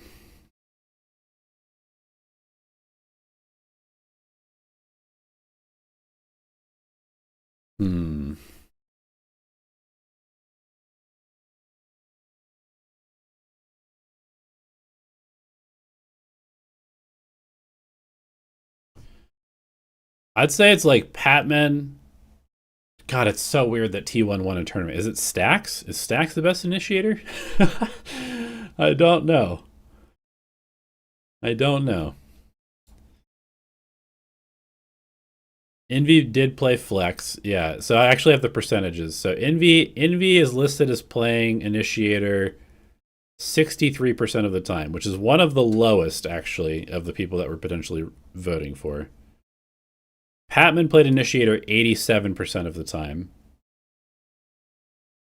All right, let's get even nerdier.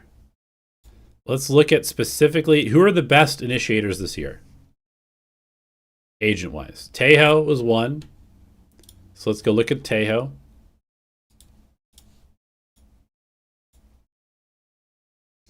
Who was the best Tejo player? I mean, it was Freeing by a mile, right? Freeing was the best Tejo player. Okay. Francis was good as well. So Francis and Freeing, and then Crystal probably were the top 3 Tejo players this year. Okay, Sova was also incredibly important this year. So let's look at Sova stats. Cushy, Crystal, something all up there. Francis again. Bane, Ash. Patman, Sova, not great. Not great. Okay, let's look at Fade. Fade was also played a lot this year. Who is the best Fade player? Got Crystal up there again. Patman is here. Got Yeoman, Ash. Francis was pretty good. Was Freeing trialing for us? I don't think so.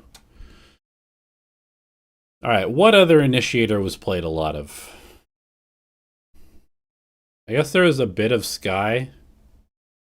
There wasn't really that much Sky. We can look at Sky real quick. I don't think there's that much Sky being played, though. Yeah, not enough Sky to really be relevant. What about KO? KO still played a bit.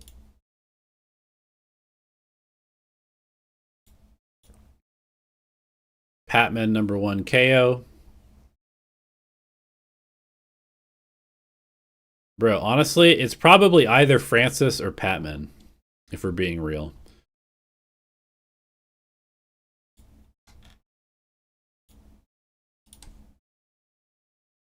I forgot to mention, I'm not allowed to vote for anybody from my team.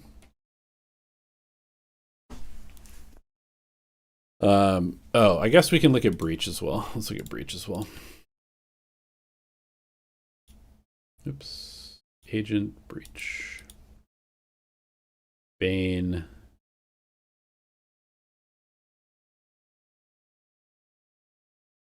Okay. You know what? I think I'm going to give it to Francis.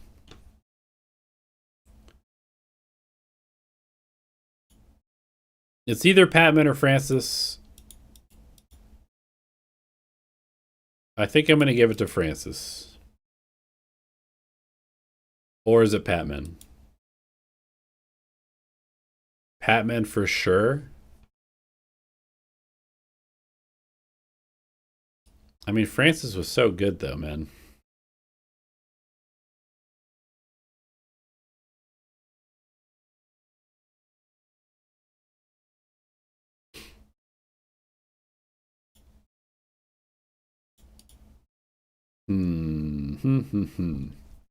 Patman did win a trophy. Nongshim got relegated.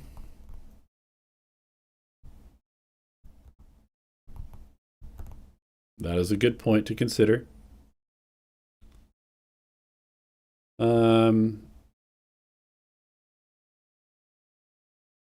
But we already gave Patman Rookie of the Year. Let's give it to Francis. Let's give it to Francis. I don't care. All right, Controller of the Year. Controller of the Year. The options are DOS9,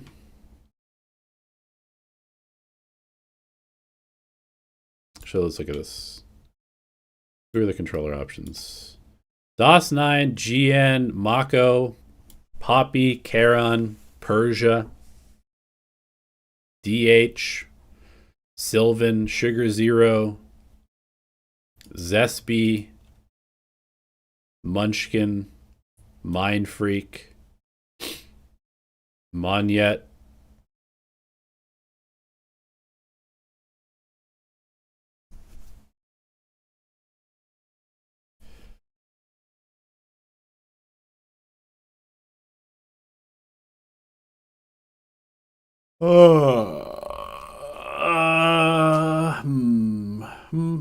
I mean, statistically, Karen was the best. It's either him or DOS9. But I didn't really feel the impact from Karen this year like I did previously.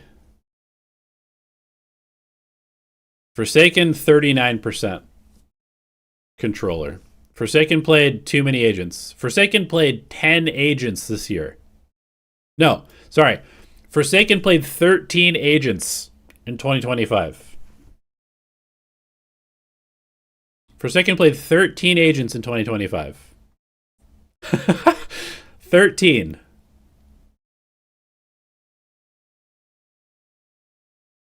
This guy played 13 agents in 2025. What the fuck?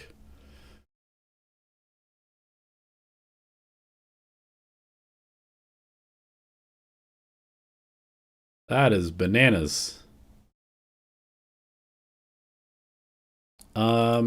Okay, controller. For me, the options are basically DOS9, Karen, Mako. DH didn't play enough. I think DH looked really good, but I don't think he played enough to justify voting for him. Yeah, it's either DOS9, Mako, or Charon. I'm not going to give it to Charon because I don't think he played as well this year as he did previously. I think I'm very tempted just to give it to Mako because he also IGL'd while playing controller. And so I think I'm going to do that. Also, we can't give it to a player who left the region. I refuse to do that, even though DOS9 was good. I'm giving it to Mako. Sentinel of the Year. For me, this is very easy. I'm curious to see who you guys think should win Sentinel of the Year. I already have my mind made up. I know who I'm giving this to.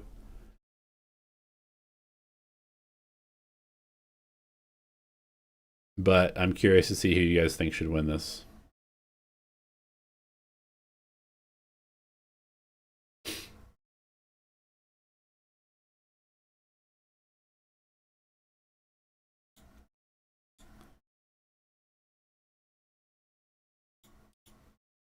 We got, Foxy9, Berserks, Jinboong, Flashback, Darion, Yudotan, Yeoman, Nizzy, Kelly S, Primi, Jit Boys, Meteor. Sebastian Christian says Devi. And that is correct. We're giving it to Devi. Devi was by far the most important Sentinel this year. So he's going to win, and we're not really going to talk about it.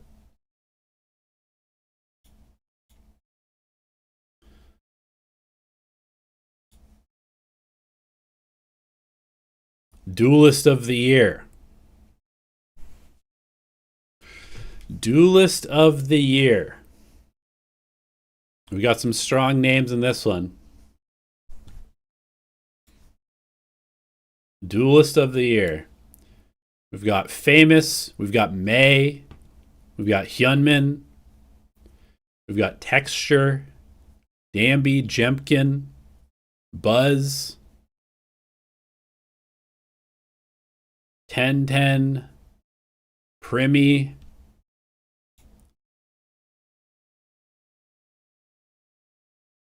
Something.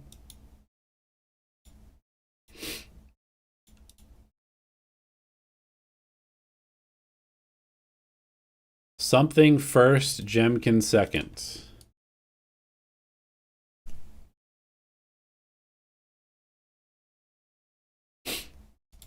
I mean, for me, I think this is actually pretty easy. For me, I think this is Jemkin, and it's pretty easy. And the reason for that is that if you took Jemkin off of RQ, they would be like a bottom 4 team. As simple as that. If they don't have Jemkin, they don't do anything that they did this year. I think he was so important. He had the best first kills per round of any player in the league. He had the most first kills of any player in the league. He was incredible on Yoru. He was incredible on Waylay. He was incredible on Jet.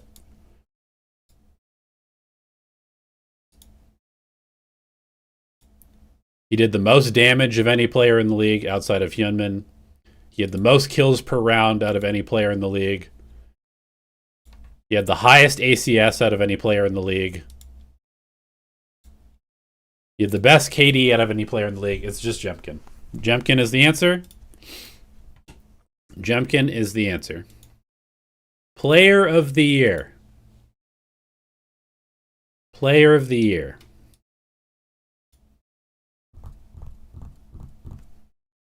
Who is the Player of the Year in Pacific? I think my nominations are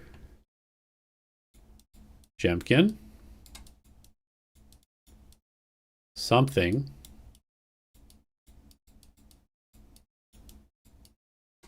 Forsaken,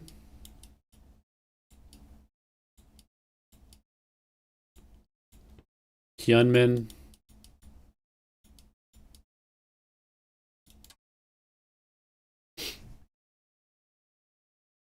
and that's probably it. One of these 4.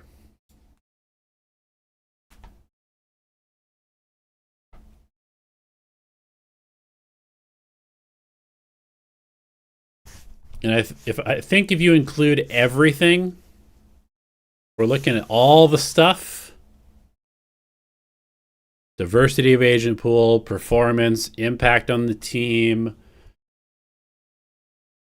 overall performance. I mean, look at this. Clutch.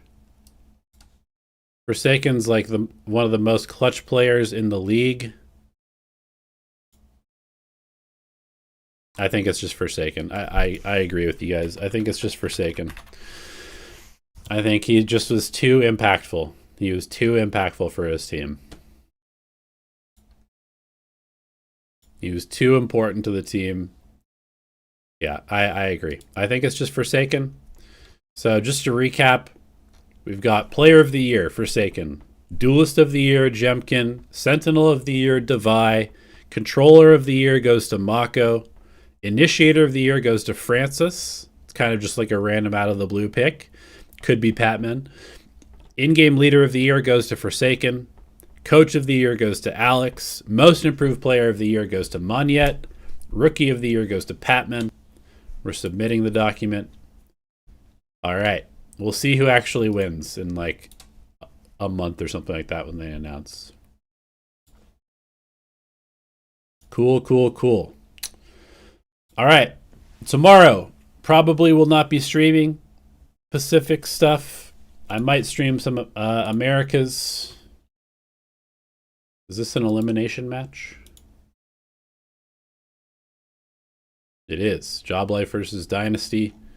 Cool. Might tune in for that. But I'm going to get off. Thank you guys for watching.